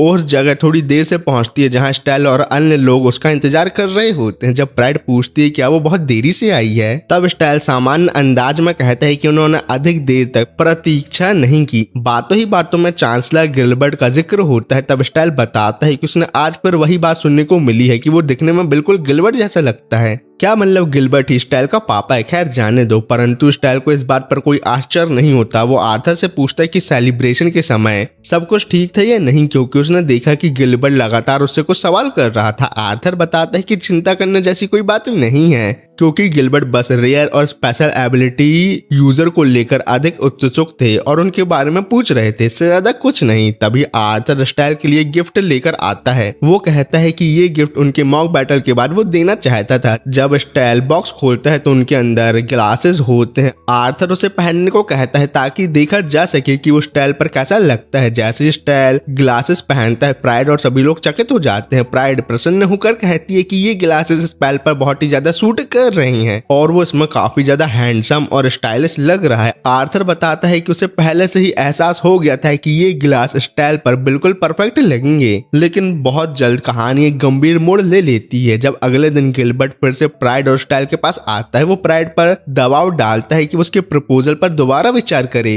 जिसे काउंसिल पहले ही सुन चुकी है। दरअसल गिलबर्ट एक नया लॉ लाना चाहता है जिसका नाम है mandatory special ability registration law. इस लॉ के अनुसार हर उस व्यक्ति को जिसके पास कोई स्पेशल एबिलिटी है उसे गवर्नमेंट ऑफिस में अपनी जानकारी रजिस्टर करवानी होगी। गिलबर्ट चाहता है कि प्राइड अपनी पावर का उपयोग करके इस लॉ को लागू करवाने में उसकी सहायता करे, लेकिन तभी एल्बर्ट वहां आता है और गिलबर्ट से कहता है कि ये बातें तुम्हें मुझसे करनी चाहिए, प्राइड से नहीं। इसके बाद वो उसे अपने साथ लेके वहां से चला जाता है। गिलबर्ट और एल्बर्ट के जाने के बाद प्राइड कहती है कि लोगों को नियंत्रित करने के लिए ये लॉ बिल्कुल गलत है और वो इसे ह्यूमन राइट्स के के विरुद्ध मानती है। हालांकि प्राइड इस बात से हैरान है कि गिलबर्ट इस मुद्दे पर इतना जिद्दी क्यों है। स्टाइल भी काफी चिंतित होता है और प्राइड को चेतावनी देता है कि वो गिलबर्ट से सावधान रहे। इसलिए स्टाइल निश्चय करता है कि अब से जब भी प्राइड गिलबर्ट से मिलेगी वो हमेशा उसके साथ रहेगा। इसी बीच प्राइड ध्यान देती है कि स्टाइल अब गिलबर्ट को उसके टाइटल से संबोधित नहीं कर रहा। तभी उसे गेम की कुछ यादें याद आती हैं जहां गिलबर्ट भी स्टोरी का एक महत्वपूर्ण हिस्सा था। अपने संदेह को दूर करने के लिए प्राइड स्टाइल से पूछते क्या वो उसे टेलीपोर्ट करके गिलबर्ट के पास ले जा सकता है, क्योंकि वो कुछ बातें वेरीफाई करना चाहती है खुद। स्टाइल तुरंत प्राइड को गिलबर्ट और एल्बर्ट के रूम के बाहर टेलीपोर्ट कर देता है। वहां पहुंचकर दोनों दरवाजे पर कान लगाकर सुनते हैं कि रूम के अंदर किंग गिलबर्ट और एल्बर्ट के बीच तीव्र वाद विवाद चल रहा होता है। एल्बर्ट क्रोध में गिलबर्ट से पूछता है कि वो बार बार प्राइड को टारगेट क्यों कर रहा है, तो गिलबर्ट अजीब अंदाज में कहता है कि वो बस बात करना चाह रहा था प्राइड से और कुछ नहीं। लेकिन असल में उसे प्राइड से थोड़ी जलन महसूस होती है, क्योंकि जैसे ही प्राइड की फ्यूचर देखने वाली पावर का पता चला वैसे ही स्टाइल जैसा पावरफुल स्पेशल एबिलिटी यूजर का आ जाना और उसका एलाय और बॉडीगार्ड बन जाना ये बात साबित करता है कि किंग एल्बर्ट ने अपनी पावर का यूज करके एक स्पेशल एबिलिटी यूजर को ढूंढ लिया था। अंत में गिलबर्ट टूट जाता है और वो रोते हुए अपना असली दर्द बताता है कि उसकी फियांसे मारिया यानी मारियाने मौत के बहुत ज्यादा करीब है। इसलिए वो पूरे देश में किसी ऐसे व्यक्ति को ढूंढ रहा है जिसके पास हीलिंग एबिलिटी हो ताकि वो मारिया को बचा सके। तब प्राइड को अचानक याद आता है कि गिलबर्ट असल में गेम का एक सीक्रेट कैरेक्टर था जो एक ब्रिलियंट स्ट्रेटेजिस्ट माना जाता था, पर उसने अपने फियांसे को बचाने के लिए सदैव संघर्ष किया था। गेम की स्टोरी के अनुसार इवल प्राइड ने गिलबर्ट के साथ एक डील की थी जिसके मुताबिक गिलबर्ट ने 5 साल तक कठिन मेहनत करने का वचन दिया था प्राइड के लिए, और इसके बदले में प्राइड ने उसे एश्योरेंस दिया था कि वो एक ऐसा लॉ पास करवाएगी जिससे हीलिंग एबिलिटी वाले यूजर को आसानी से ढूंढा जा सके। लेकिन किस्मत ने कुछ और ही सोच रखा था, क्योंकि गेम में जैसे ही वो लॉ पास हुआ उसके अगले ही दिन गिलबर्ट की फियांसे मारिया की डेथ हो गई। इस घटना ने गिलबर्ट को पूरी तरह से तोड़कर रख दिया। इसके बाद क्रूएल और इविल प्रिंसेस प्राइड ने पूरे देश के एबिलिटी यूजर को अपने कंट्रोल में लेना शुरू कर दिया और जो लोग उसकी बात नहीं मानते थे उन्हें तुरंत मार दिया जाता था।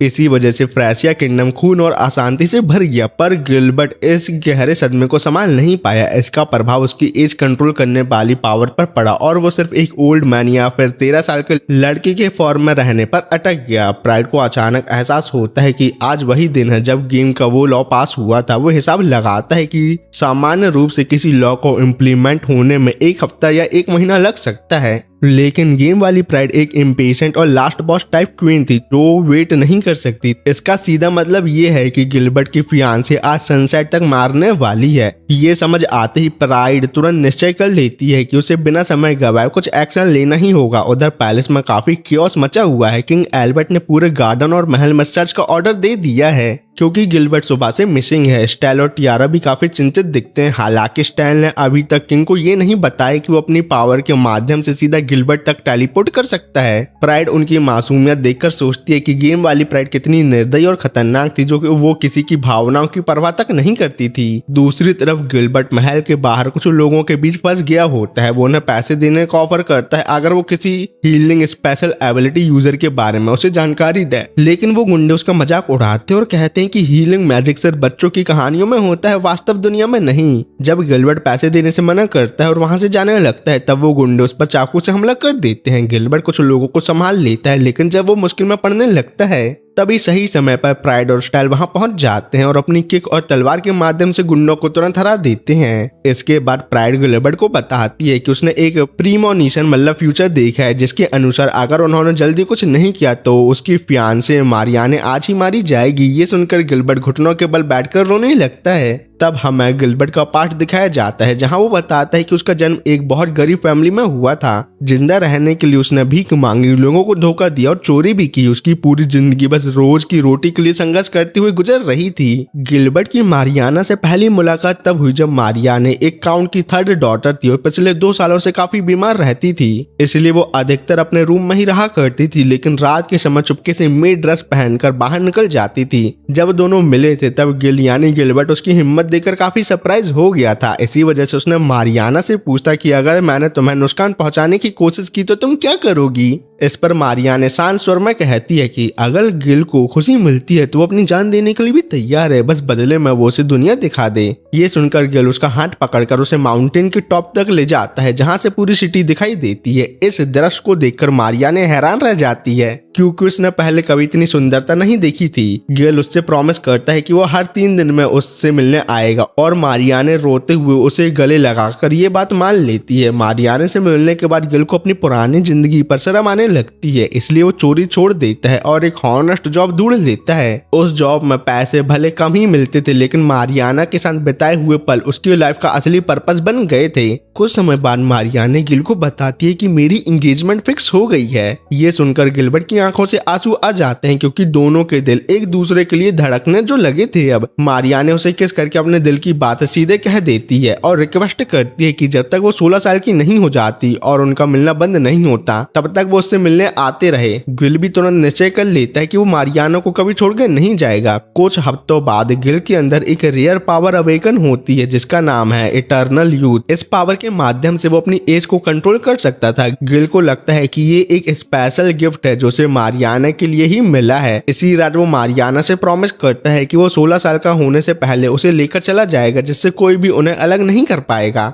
हालांकि इसके लिए दोनों को कुछ सालों तक एक दूसरे से दूर रहना पड़ेगा। कुछ सालों में गिलबर्ट ने पढ़ाई लिखाई के साथ मार्शल आर्ट्स की ट्रेनिंग भी पूरी की और अपनी एबिलिटी की वजह से वो बहुत जल्दी किंग एल्बर्ट का ट्रस्टेड एडवाइजर बन गया और उसकी परफॉर्मेंस से प्रभावित होकर एल्बर्ट ने उसे चांसलर भी बना दिया। अब गिल के पास पावर और स्टेटस दोनों थे, इसलिए वो पूरे कॉन्फिडेंस के साथ मारियाना को प्रपोज कर देता है। मारियाने भी खुशी के आंसुओं के साथ उसे गले लगाकर उसका प्रपोजल एक्सेप्ट करती है और दोनों एक साथ फ्यूचर के सपने देखने लगते हैं खुशी खुशी। गिल को लगता है कि उसकी जिंदगी का असली पर्पस सिर्फ मारियाने है, लेकिन उनकी ये खुशी अधिक समय तक नहीं टिक पाती क्योंकि मारियाने की पुरानी इलनेस वापस आ जाती है और वो बेहोश होकर गिर पड़ती है। अपने अंतिम पलों में मारियाना गिल से कहती है कि अगर वो मर जाए तो गिल अपनी लाइफ में आगे बढ़ जाए, लेकिन गिल इस सच को स्वीकार नहीं कर पाता और निश्चय कर लेता है कि वो मारियाना को हर हाल में बचाएगा, चाहे इसके लिए उसे पूरी दुनिया से ही क्यों ना लड़ना पड़े। मारियाने उसे समझाती है कि वो पहले ही खुश है, लेकिन गिल को लगता है कि उसने अभी तक उसे वो सब नहीं दिया जो वो डिजर्व करती है। यही वो टर्निंग पॉइंट था जिसने गिलबर्ट को पूरी तरह से बदल दिया और उसे मारियाना की बीमारी का क्योर ढूंढने की मिशन पर लगा दिया।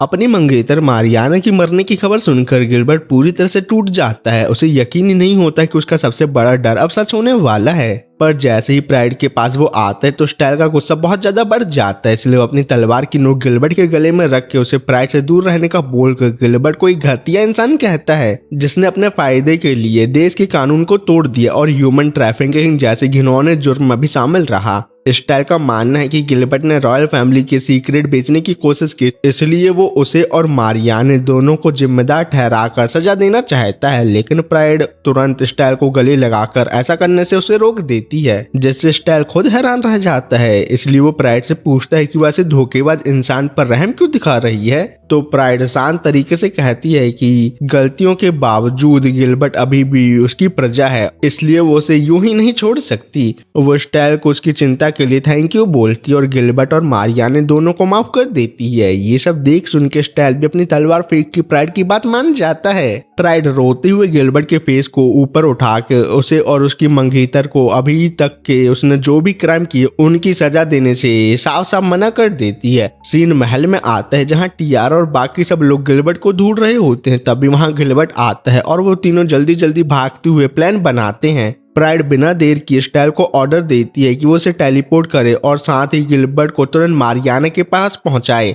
स्टाइल इस सबसे थोड़ा कंफ्यूज होता है, लेकिन फिर भी प्राइड की बात में मान जाता है। दूसरी तरफ प्राइड सीधा नाइट कैप्टन और वाइस कैप्टन के पास पहुंचती है और आर्थर को तुरंत बुलाने को कहती है। जब आर्थर आता है तो वो दोनों वेपन रूम में अकेले यानी प्राइवेट टॉक करने आते हैं, जहां प्राइड आर्थर को बताती है कि वो एक जान बचाना चाहती है, लेकिन इसके लिए आर्थर को एक बड़ी कुर्बानी देनी होगी जो उसकी जिंदगी हमेशा के लिए बदल देगी। तो ये जानने के बाद भी वो मदद करना चाहता है या नहीं, तो आर्थर बिना हिचकिचाए घुटनों के बल बैठकर कहता है कि प्राइड ने उसकी लाइफ पहले ही बदल दी है, इसलिए वो उसके लिए अपनी जान देने को भी रेडी है। पर हमें तो पता है आर्थर को भी प्राइड से प्यार है और वैसे भी लड़के अपने प्यार के लिए मरने को भी रेडी हो जाते हैं, ना कि लड़कियों की तरह गरीब लड़के को छोड़ के किसी अमीर लड़के से शादी कर लेते हैं। इन्हीं बातों के बीच एकदम से एज में बड़ा हो चुका स्टेल वहां आता है और प्राइड और आर्थर को टेलीपोर्ट करके मारियाना के कमरे में ले आता है। वहां का सीन देखकर सब शॉक हो जाते हैं क्योंकि गिलबर्ट अपनी मंगेतर को बाहों में लिए रो रहा होता है और वो उसे बचाने की प्राइड से भीख मांगता है। मारियाना की सांसें बहुत कमजोर हो चुकी होती हैं। तभी प्राइड आर्थर को कहती है कि वो अपना हाथ मारियाना पर रखे, जिसके बाद कमरे में एक चमत्कार होने वाला है क्योंकि प्राइड आर्थर को बताती है कि उसकी पावर सिर्फ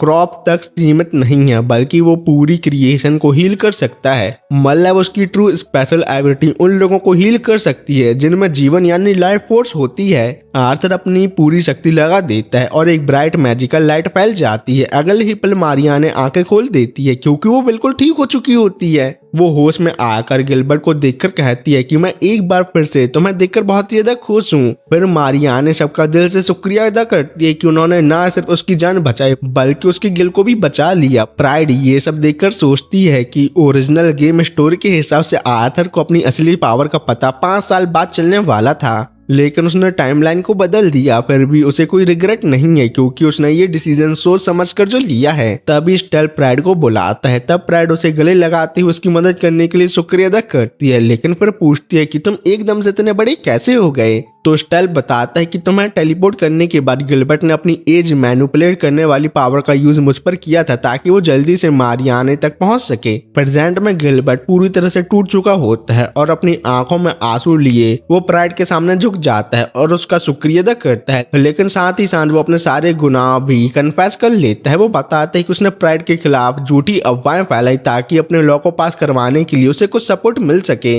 इतना ही नहीं, वो स्पेशल पावर वाले लोगों की इंफॉर्मेशन खरीदने के लिए इलीगल काम में भी शामिल था। गिलबर्ट आगे कहता है कि वो इतना गिर चुका है कि वो महल की सिक्योरिटी के सीक्रेट और रॉयल फैमिली की कॉन्फिडेंशियल इंफॉर्मेशन दुश्मन को देने के लिए भी तैयार था और ये सब क्राइम करने के लिए वो कोई भी सजा लेने के लिए रेडी है, चाहे वो मौत की सजा ही क्यों ना हो। वाह बेटे, फिर तेरी होने वाली बीबी का क्या होगा जिसकी तूने जान बचाने के लिए ये सब कांड किया था। पर प्राइड गिल के सामने बैठ के गंभीर आवाज में पूछती है क्या वो ये सब सच में उसके पेरेंट्स के सामने यानी किंग और क्वीन के सामने भी एक्सेप्ट करेगा। गिलबर्ट हैरान रह जाता है। प्राइड समझाती है कि अपने गुनाहों के बोझ से दब चुका है क्योंकि अब तक उसे कोई सजा नहीं मिली, इसलिए वो चाहते हैं कि गिलबर्ट का प्रॉपर जजमेंट हो ताकि उसे सच में न्याय मिल सके। अंत में प्राइड वहां मौजूद मारियाने और बाकी मेड को सख्त ऑर्डर देती है और कहती है कि उन्होंने इस कमरे में जो कुछ भी देखा या सुना है सब भूल जाना होगा क्योंकि प्राइड नहीं चाहते कि आर्थर की शक्ति या गिलबर्ट के सीक्रेट बाहर निकले। गिलबर्ट अब भी शौक में है कि इतना सब होने के बाद प्राइड ने उसे एक और नया मौका क्यों दिया।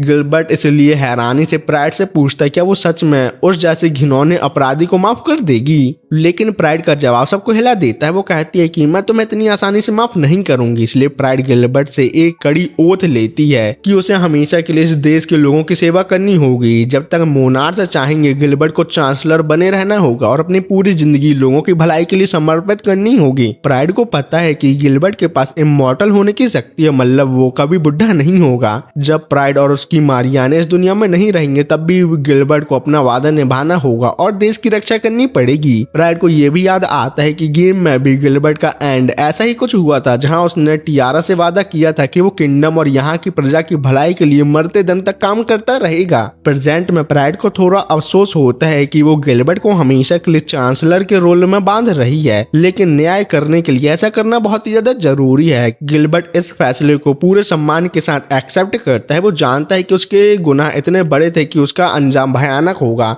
वो प्राइड के सामने झुककर ओथ लेता है कि जब तक उसका दिल धड़कता रहेगा वो उन लोगों की रक्षा करेगा जिन्हें प्राइड प्यार करती है। वो अपनी पूरी लॉयल्टी प्राइड को दे देता है और मारियाने की जान बचाने के लिए दिल से उसका शुक्रिया अदा करता है और वो ये सब प्रॉमिस प्राइड के हाथ पैर को किस करके करता है, जिससे प्राइड शर्मा जाती है। लेकिन आर्थर और स्टाइल शर्माते हुए गिलबर्ट पर गुस्सा करते हैं कि हम दोनों ने प्राइड को टच तक नहीं किया और तुमने उसके हाथ और पैर पर किस कर दी। ये तो ऐसा हुआ प्यार करूं मैं और शादी के बाद डाटा ट्रांसफर करे कोई और, खैर जाने दो मुझे क्या। इसके बाद सीन शिफ्ट होता है और हम स्टाइल और आर्थर को एक रूम में देखते हैं जहां स्टाइल आर्थर से उसकी हीलिंग एबिलिटी के बारे में बात करता है। वो कहता है कि आर्थर की ये पावर बहुत ही ज्यादा वैल्यूएबल है, इसलिए अगर आर्थर चाहे तो एक महान डॉक्टर बनकर लाखों लोगों की जान बचा सकता है और इसी के साथ उसे बहुत डॉलर भी कमा सकता है। वो यहाँ तक कि वो रॉयल फैमिली का क्लोज मेंबर भी बन सकता है। लेकिन आर्थर गर्व से कहता है कि वो सिर्फ एक नाइट और नाइट ही रहना चाहता है। स्टाइल को लगता है कि प्राइड गिलबर्ट पर हमेशा की तरह जरूरत से ज्यादा दया दिखा रही है और तब आर्थर स्टाइल के मुंह में तकिया मारते हुए कहता है वो अपनी फेक स्माइल से उसे बेवकूफ नहीं बना सकता, क्योंकि उसे अच्छे से पता है कि स्टाइल अंदर ही अंदर गिलबर्ट पर बहुत ज्यादा गुस्सा है क्योंकि उसने प्राइड को तकलीफ दी। इसलिए वो चाहता है कि स्टाइल अपनी असली गुस्सा बाहर निकाले, क्योंकि वो दोनों जानते हैं कि गिलबर्ट के सभी काम बहुत ज्यादा खतरनाक थे। इसी सब के बीच वो दोनों एक दूसरे पर कभी तकिया तो कभी कपड़े फेंकते हुए गिलबर्ट पर गुस्सा निकालते हैं, लेकिन एकदम से स्टाइल सब कुछ रोक के आर्थर से कहता है कि उसे गिलबर्ट से सख्त नफरत है क्योंकि उसने प्राइड और उसकी मेहनत का मजाक बनाया। स्टाइल को ये बात चुभती है कि गिलबर्ट हमेशा प्राइड को ताना देता रहा, पर इतना सब होने के बाद भी प्राइड चांसलर के रूप में उसे ज्यादा केपेबल लग रहा है। पर स्टाइल को सबसे बड़ा दुख ये है कि जब गिलबर्ट का गुस्सा प्राइड पर था तब वो खुद कमजोर पड़ गया और अपनी बहन की रक्षा नहीं कर पाया। इस पर आर्थर स्टाइल को तकिया मारते हुए उसे दिमाग से पैदल कहकर समझाता है कि वो गलत सोच रहा है क्योंकि स्टाइल तो हमेशा से प्राइड की शील्ड बना रहा है। तब से जब से आर्थर भी वहां नहीं था उनके साथ, आर्थर का मानना है कि महल में जो प्राइड के खिलाफ अफवाहें फैली थी उन्हें स्टाइल ने ही खत्म किया था। आर्थर एक प्रॉमिस करता है कि अब से स्टाइल प्राइड की शील्ड बनेगा और वो खुद शॉर्ट बनेगा और दोनों मिलकर प्राइड, टियारा और एक दूसरे की हिफाजत करते रहेंगे। स्टाइल अपने अतीत को याद करके थोड़ा शर्मिंदा महसूस करता है क्योंकि वो बचपन में काफी रोता था, लेकिन स्टाइल आर्थर की मैच्योरिटी देखकर हैरान है और फैसला करता है कि वो कभी नहीं रोएगा। आर्थर भी उसका साथ देने का वादा करता है और दोनों के बीच एक नया समझौता होता है कि अगले 5 सालों तक, यानी जब तक स्टाइल उस उम्र का नहीं हो जाता जो गिलबर्ट ने उसे जादू से बनाया था, तब तक वो दोनों अपने आंसू को कैद करके रखेंगे और सिर्फ मजबूती से आगे बढ़ते रहेंगे। फिर सीन मारियाना के ठीक होने की पार्टी पर आता है। वहाँ टियारा स्टाइल से उसके और गिलबर्ट के रिश्ते के बारे में पूछती है। स्टाइल कहता है कि मैं गिलबर्ट से नफरत करता हूँ, लेकिन टियारा को कुछ और ही लगता है। उसे लगता है कि स्टाइल दरअसल गिलबर्ट से नफरत नहीं बल्कि जलन महसूस करता है। टियारा के मुताबिक स्टाइल इसलिए परेशान है क्योंकि प्राइड गिलबर्ट पर बहुत भरोसा करती है और गिलबर्ट काफी कुशल और समझदार है, जिस वजह से स्टाइल उसे अपना सबसे बड़ा राइवल मानने लगा है। अपनी इनडायरेक्टली बेइज्जती होता देख स्टाइल शर्मा के अपना मुंह छुपा लेता है। पर इसी वक्त वहाँ प्राइड गिलबर्ट के साथ आती है। तब स्टाइल गिलबर्ट से कहता है मुझे अभी भी तुम्हारे ऊपर पूरा भरोसा नहीं है और मैं तुमसे अभी भी नफरत करता हूँ। गिलबर्ट भी स्टाइल की नफरत को समझता है और उसे एक चैलेंज की तरह स्वीकार करता है और कहता है कि मैं तुम्हारी बातों की एक चुनौती मानकर खुद को बेहतर साबित करूंगा तुम्हारे सामने। लास्ट में एक भव्य ऐलान किया जाता है जहां सभी के सामने ये खबर दी जाती है कि चांसलर गिलबर्ट और मारियाने एडवर्ड अब हमेशा के लिए शादी के बंधन में बंधने जा रहे हैं, जिस बात से सब लोग बहुत ज्यादा खुश होते हैं। नेक्स्ट सीन में एक रोमांचक मुकाबला हो रहा होता है। वहां हम देखते हैं कि एक टूर्नामेंट चल रहा है जहां सब लोग आर्थर का हौसला बढ़ा रहे होते हैं। आर्थर अपनी पूरी ताकत लगाकर लड़ता है और आखिर में अपने अपोनेंट की तलवार हवा में उड़ा के मैच जीत जाता है। मैच जीतने के बाद आर्थर का दोस्त एरिक मजाक में कहता है कि वो आर्थर से थोड़ा जलता है क्योंकि अब आर्थर हमेशा प्राइड के आसपास ही रहेगा। एरिक इसलिए भी चिढ़ रहा है क्योंकि नाइट के लिए प्राइड की रक्षा करना बहुत बड़े सम्मान की बात होती है और इसी तरह आर्थर को ऑफिशियली इंपीरियल गार्ड्समैन बना दिया जाता है। फिर कहानी आगे बढ़ती है और हम देखते हैं कि प्राइड अपने साथियों के साथ हॉर्स कार्ट से कहीं जा रही होती है। वहां टियारा कहती है कि इंपीरियल गार्ड्समैन बनने के बाद आर्थर अक्सर प्राइड के साथ ही रहता है। इस पर स्टाइल समझाता है कि इंपीरियल गार्ड्समैन का फर्ज होता है कि वो हर खतरे में सबसे आगे खड़े रहें और राज परिवार की रक्षा करें, मतलब पहले बॉडीगार्ड मरे जिससे राजकुमारी जिंदा बच सके। इन्हीं बातों के बीच टियारा उस सिलेक्शन इवेंट को याद करती हैं जहां कैप्टन और वाइस कैप्टन को छोड़कर लगभग सभी नाइट ने हिस्सा लिया था। ये इवेंट पूरे 2 दिन तक चला था क्योंकि हर कोई प्राइड का गार्ड बनना चाहता था। प्राइड सोचती है कि सर मुझे नाइट की सैलरी बढ़ानी चाहिए क्योंकि उनका डेडिकेशन बहुत ही ज्यादा कमाल का था। तभी अचानक उनका रास्ता रुक जाता है क्योंकि एक आदमी बीच सड़क पर माल तेज करके बेहोश पड़ा जो होता है, जैसे नाइट तुरंत हटाने के लिए आगे बढ़ते हैं। पर जैसे ही प्राइड उस माल तेज आदमी को देखती है वो हैरान रह जाती है और कार से उतर के उसके पास आती है क्योंकि वो माल तेज आदमी और कोई नहीं वेल होता है। जब वेल होश में आता है तो वो खुद को महल के कमरे में पाता है जहां प्राइड और बाकी सब उसके सामने खड़े होते हैं। पर वेल अभी भी गुस्से और उलझन में होता है, लेकिन तभी वो एकदम से जमीन में घुटनों के बल आ जाता है। तो स्टाइल उसे शांत होने के लिए कहता है और सभी को याद दिलाता है कि वेल ने प्राइड के साथ फिल्टी कॉन्ट्रैक्ट साइन किया है। इस कॉन्ट्रैक्ट की वजह से वो किसी को नुकसान नहीं पहुंचा सकता और ना ही राज परिवार के किसी मेंबर पर हाथ उठा सकता है। सिंपल शब्दों में वो प्राइड के अधीन आ गया है, इसलिए उसे प्राइड के हर ऑर्डर का पालन करना होगा। वेल की हालत काफी खराब लग रही होती है, इसलिए प्राइड उससे गंभीरता से पूछते कि वो सड़क पर इस हाल में क्यों पड़ा था। वेल पहले हिचकिचाता है, सच बताने से जबरदस्ती रोकता भी है, लेकिन कॉन्ट्रैक्ट की वजह से वो झूठ नहीं बोल पाता। और प्राइड भी ये समझना चाहती है कि क्या वो किसी मुश्किल में है या फिर ये किसी नई साजिश का हिस्सा है। थोड़ी देर बाद वेल सच बताता है, वो कहता है कि प्राइड के पुराने ऑर्डर और कॉन्ट्रैक्ट की वजह से वो वापस आया है, क्योंकि प्राइड ने उसे पहले ही कहा था कि अगर वो कभी ऐसी मुसीबत में फंस जाए जहां से निकलना मुश्किल हो तो वो उसके पास मदद के लिए आए। और प्राइड ने वेल की सारी पुरानी गलतियां इसी शर्त पर माफ की थी कि वो राज परिवार को नुकसान नहीं पहुंचाएगा और ना ही किसी और को मारेगा। वेल पहले एटीट्यूड दिखाता और कहता है कि उसे प्राइड की मदद नहीं चाहिए, क्योंकि मैं सिर्फ कॉन्ट्रैक्ट की वजह से तुम्हारे पास आया हूँ नल्ली प्रिंसेस। लेकिन प्राइड उसकी आंखों में डर देख लेती है और समझ जाती है कि बात बहुत ज्यादा सीरियस लग रही है, इसलिए वो अपने मास्टर होने का अधिकार यूज करके वेल को ऑर्डर देती है कि वो सच सच सब कुछ बताए। आखिरकार वेल टूट जाता है और कहता है बच्चों को बचाओ, बच्चों को बचाओ। जब प्राइड डिटेल में पूछती है कौन बच्चे, किसको बचाना है, तो वेल बताता है कि कैमेट और सैफिक नाम के दो छोटे बच्चे जो लोअर क्लास से हैं, उन्हें ह्यूमन ट्रैफिकर ने किडनैप कर लिया है और उन लोगों ने डिमांड रखी है कि कल सनसेट तक उन बच्चों के बदले 5 और लोग दिए जाएं। वेल जानता है कि वो लोग धोखेबाज और बच्चों को ऐसे ही नहीं छोड़ेंगे, लेकिन कॉन्ट्रैक्ट की वजह से वो कुछ नहीं कर सकता था, ना हिंसा, ना जुर्म, ना कुछ और। प्राइड तुरंत वेल को हाउस अरेस्ट में डालने का ऑर्डर दे देती है। ये जान के वेल गुस्से में उसे मास्टर कहता है, लेकिन प्राइड जानती है कि ये सब वेल की सेफ्टी के लिए ही जरूरी है। फिर प्राइड पीछे मुड़ के स्टेल और आर्थर को तैयार रहने के लिए कहती है और ऐलान करती है कि ह्यूमन ट्रैफिकिंग मेरे देश में एक बड़ा जुर्म है और वो मासूम बच्चों को मरते नहीं देखना चाहती। इसलिए प्राइड वादा करती है कि उन बच्चों को हर हाल में वापस लेके आएगी। कुछ टाइम बाद प्राइड सभी के साथ वेल के लिए कुछ खाने को लाती है।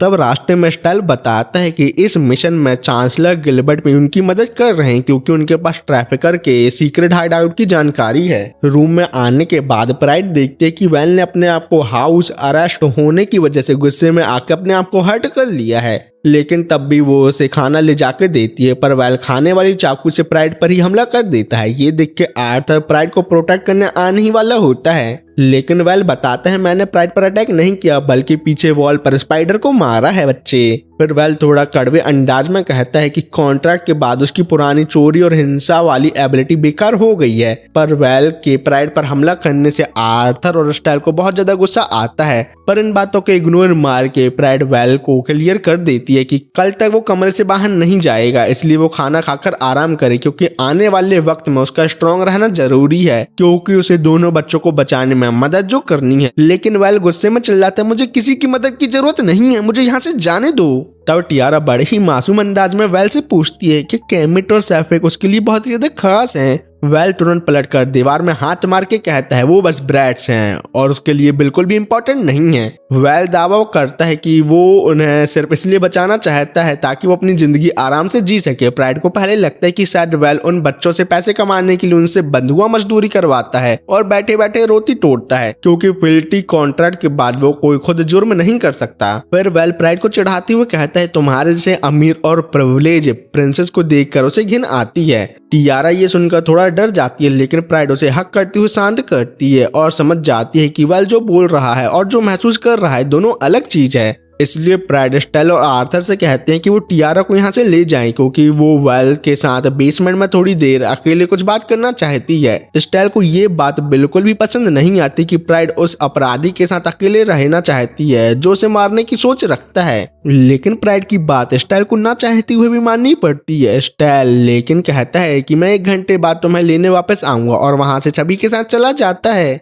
अब प्राइड और वेल अकेले होते हैं। प्राइड फिल्थी कॉन्ट्रैक्ट का यूज करके वेल को सच बोलने पर मजबूर करती है और उससे पूछती है कि आखिर वो उन बच्चों को बचाने के लिए उनकी मदद क्यों नहीं लेना चाहता। क्या उसे शर्म आ रही है एक प्रिंसेस से मदद मांगने में? वेल पहले हाँ कहने वाला होता है, लेकिन कॉन्ट्रैक्ट की वजह से उसके मुंह से नहीं निकलता है। इससे साफ होता है कि उसकी शर्म उन बच्चों की जान से बड़ी नहीं है। प्राइड के पूछने पर वेल बताते हैं कि उसकी मुलाकात कैमिट और सैफिक से कैसे हुई। वो बच्चे बिना इजाजत उसके पुराने ठिकाने पर रहने लगे। सैफिक हमेशा कैमट को लेकर उसके पीछे घूमती रहती थी और वेल जहाँ भी जाता या घर बदलता तो वो दोनों बच्चे उसे ढूंढी लेते थे। वेल कहता है कि प्राइड के कॉन्ट्रैक्ट की वजह से वो उन्हें थोड़ा मार पीट के अपने पास से भगा भी नहीं सकता था, इसलिए उसे उन्हें बर्दाश्त करना पड़ा। वेल कहता है कि वो बच्चे बहुत ही ज्यादा इरिटेटिंग है, लेकिन प्राइड उसकी बातों के पीछे छुपी जिम्मेदारी और लगाव समझ लेती है। उसे एहसास होता है कि वेल उन बच्चों के लिए एक शील्ड बन गया है और उन्हें खोने का डर उसे अंदर ही अंदर तोड़ रहा है। वेल आगे बताता है कि कैमेट और सैफिक दोनों स्पेशल एबिलिटी यूजर हैं,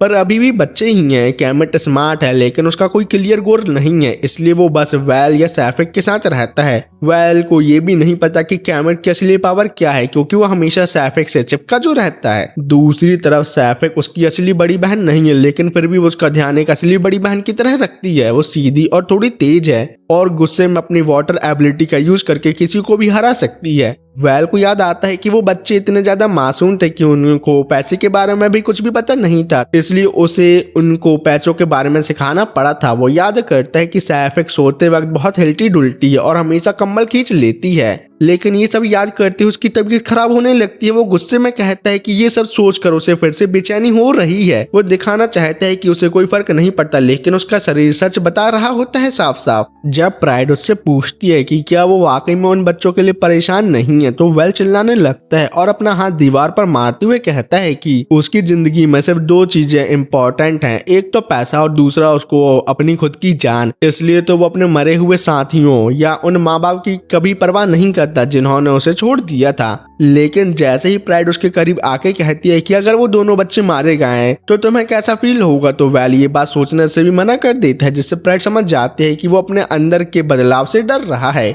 इन सब बातों से वेल टूट जाता है और प्राइड पर इल्जाम लगाता है कि ये सब उसकी वजह से हो रहा है, क्योंकि अगर प्राइड ने उसे 2 साल पहले ही मार दिया होता तो आज उसे ये सब दर्द महसूस नहीं होता। वेल रोते हुए अपने दिल की तेज धड़कन और सीने की जलन से नफरत करता है, क्योंकि उसे तब याद आता है कि जब गुंडे लोग बच्चों को उसके सामने ले जा रहे होते हैं तब वो दोनों बच्चे वेल से उन्हें बचाने की गुहार लगा रहे थे, लेकिन कॉन्ट्रैक्ट की वजह से वेल गुंडों के साथ हिंसा नहीं कर सकता था और सिर्फ उन्हें बच्चों को ले जाते हुए देख रहा था। और इस बात से वो बहुत ज्यादा परेशान होता है, क्योंकि वो कभी ऐसा कमजोर इंसान नहीं बनना चाहता था जो दूसरों के लिए इमोशन फील करे। प्राइड उसके आंसू देखकर उसे गले लगाते हुए समझाती है कि वेल को खुद नहीं पता कि उसके साथ क्या हो रहा है। वो समझाती है कि ये उसकी असली पनिशमेंट है, क्योंकि उसने जिंदगी भर दूसरों को दर्द दिया लेकिन कभी दर्द महसूस खुद नहीं किया, इसलिए अब वो सब उसे महसूस हो रहा है। प्राइड कहती है कि जिसे वो हार्ट बर्न और न्यूसेंस समझ रहा है वो असल में चिंता है उन लोगों के लिए जिनके लिए हम केयर करते हैं। प्राइड आसान तरीके से वेल को समझाती है कि जिन बच्चों को वो अनोइंग कह रहा है वही उसका असली परिवार है, इसलिए उनके बिना वो कभी खुश नहीं रह पाएगा, क्योंकि उसकी खुशी उनके साथ जुड़ी है। इसलिए प्राइड भी एंड में रोते हुए डिसाइड करती है कि वो उन बच्चों को बचाने के लिए किसी भी हद तक चली जाएगी।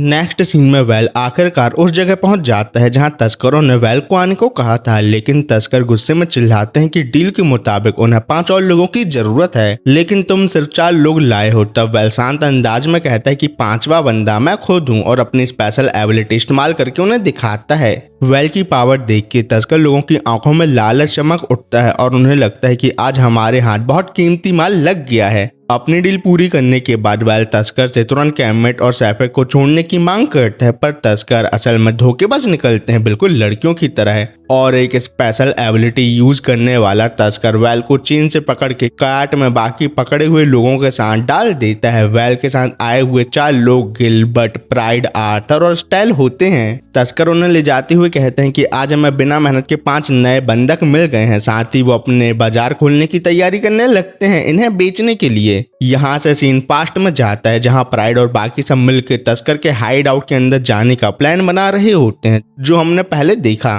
पर जिसको समझ नहीं आया उन्हें बता देता हूँ। योजना ये होती है कि वो खुद नकली बंधक बनकर दुश्मन के हाइड आउट के अंदर घुसेंगे और सभी पकड़े गए बच्चे और लोगों को बचा लेंगे। और गिलबर्ट ने क्वीन रोजा को पूरी घटना की जानकारी दे दी है और क्वीन ने स्पष्ट आदेश दिए हैं कि हम नाइट आर्मी के साथ मिलकर सभी मासूम लोगों को बचाने के साथ साथ इस पूरे संगठन को जड़ से मिटा देंगे। पर तब स्टाइल उन्हें सबसे जरूरी चीज याद दिलाता है कि प्राइड, स्टाइल और गिलबर्ट के चेहरे दुश्मन पहले से ही जानते हैं। ऐसे में बिना बेस बदले वहां जाना बहुत खतरनाक होगा हम सब के लिए। और इसी समस्या को सुलझाने के लिए चांसलर गिलबर्ट अपनी एज मैनिपुलेशन एबिलिटी का इस्तेमाल करता है और अपने आप को, स्टाइल को और प्राइड को टच करके उन सभी की उम्र को और चेहरे को थोड़ा बदल देता है ताकि कोई उन्हें पहचान ना सके। ये सब देख के प्राइड हैरान और खुश है क्योंकि गिलबर्ट अब वैसा ही लगने लगा है दिखने में जैसा वो गेम में दिखता था। इसके बाद सब अपने नए नाम भी रखते हैं। प्राइड अब जीन है, स्टाइल का नाम फिलिप हो जाता है और गिलबर्ट खुद को सिर्फ गिल बुलाता है। नए भेष में वो बिना शक पैदा किए सीधा तस्करों के हाइड आउट पहुंच जाते हैं और काट के तुरंत रुकते ही स्टाइल अपनी टेलीपोर्टेशन एबिलिटी यूज करके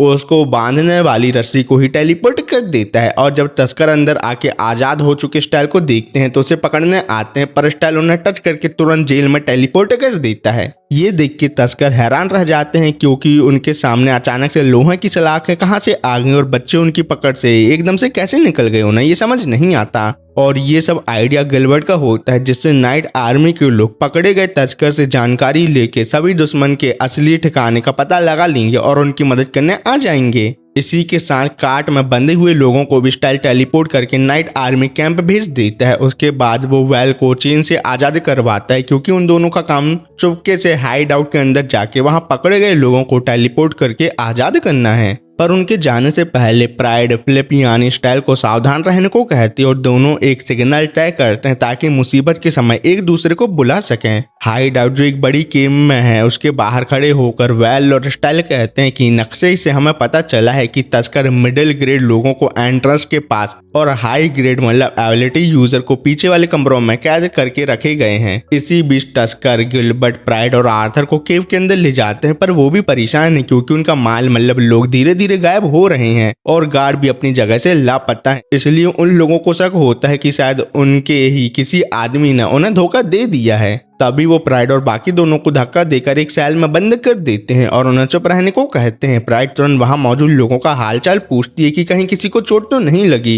इसी दौरान उसकी नजर दो बच्चों पर पड़ती है और वो तुरंत समझ जाती है कि ये कैमेट और सैफिक हैं क्योंकि वो वेल का नाम जो ले रहे होते हैं। प्राइड जब उनसे कहती है कि हम लोग वेल के दोस्त हैं तो सैफिक तीखे अंदाज में कहते हैं कि वेल जैसे नल्ले आदमी का कभी कोई दोस्त नहीं बन सकता, तुम झूठ बोल रही हो। इसलिए उसे लगता है कि वेल पकड़ा गया है और वो उसे बेवकूफ कहकर डांटने लगती है। कैमेट को बुरा लग रहा होता है कि सब लोग उन्हें बचाने के चक्कर में खुद मुसीबत में फंस गए हैं, पर जब प्राइड बताती है कि वेल हाई ग्रेड सेल में उन्हें ढूंढ रहा है तब सैफिक को और भी ज्यादा पक्का यकीन हो जाता है कि नल्ला वेल जरूर पकड़ा गया होगा। दूसरी तरफ वेल और फिलिप यानी स्टाइल हाई ग्रेड एरिया के सारे एबिलिटी यूजर को आजाद कर चुके होते हैं, लेकिन उन्हें कैमेट और सैफिक वहां नहीं मिलते। तब उन्हें समझ आता है कि दोनों बच्चों ने अपनी स्पेशल पावर छुपा कर रखी होगी, इसलिए वो मिडिल ग्रेड सेल में प्राइड के साथ बंद है, ना कि यहाँ। तभी वहां एक आदमी बंदूक लेकर आता है पर स्टाइल उसे टेलीपोर्ट कर देता है। फिर वो वेल को बंदूक और बॉम्ब देता है और वेल को आदेश देता है कि वो इतना हंगामा मचाए कि हेडक्वार्टर के सारे गार्ड उसकी तरफ खींचे चले आए और वो खुद सुपर स्पेशल सेल की तरफ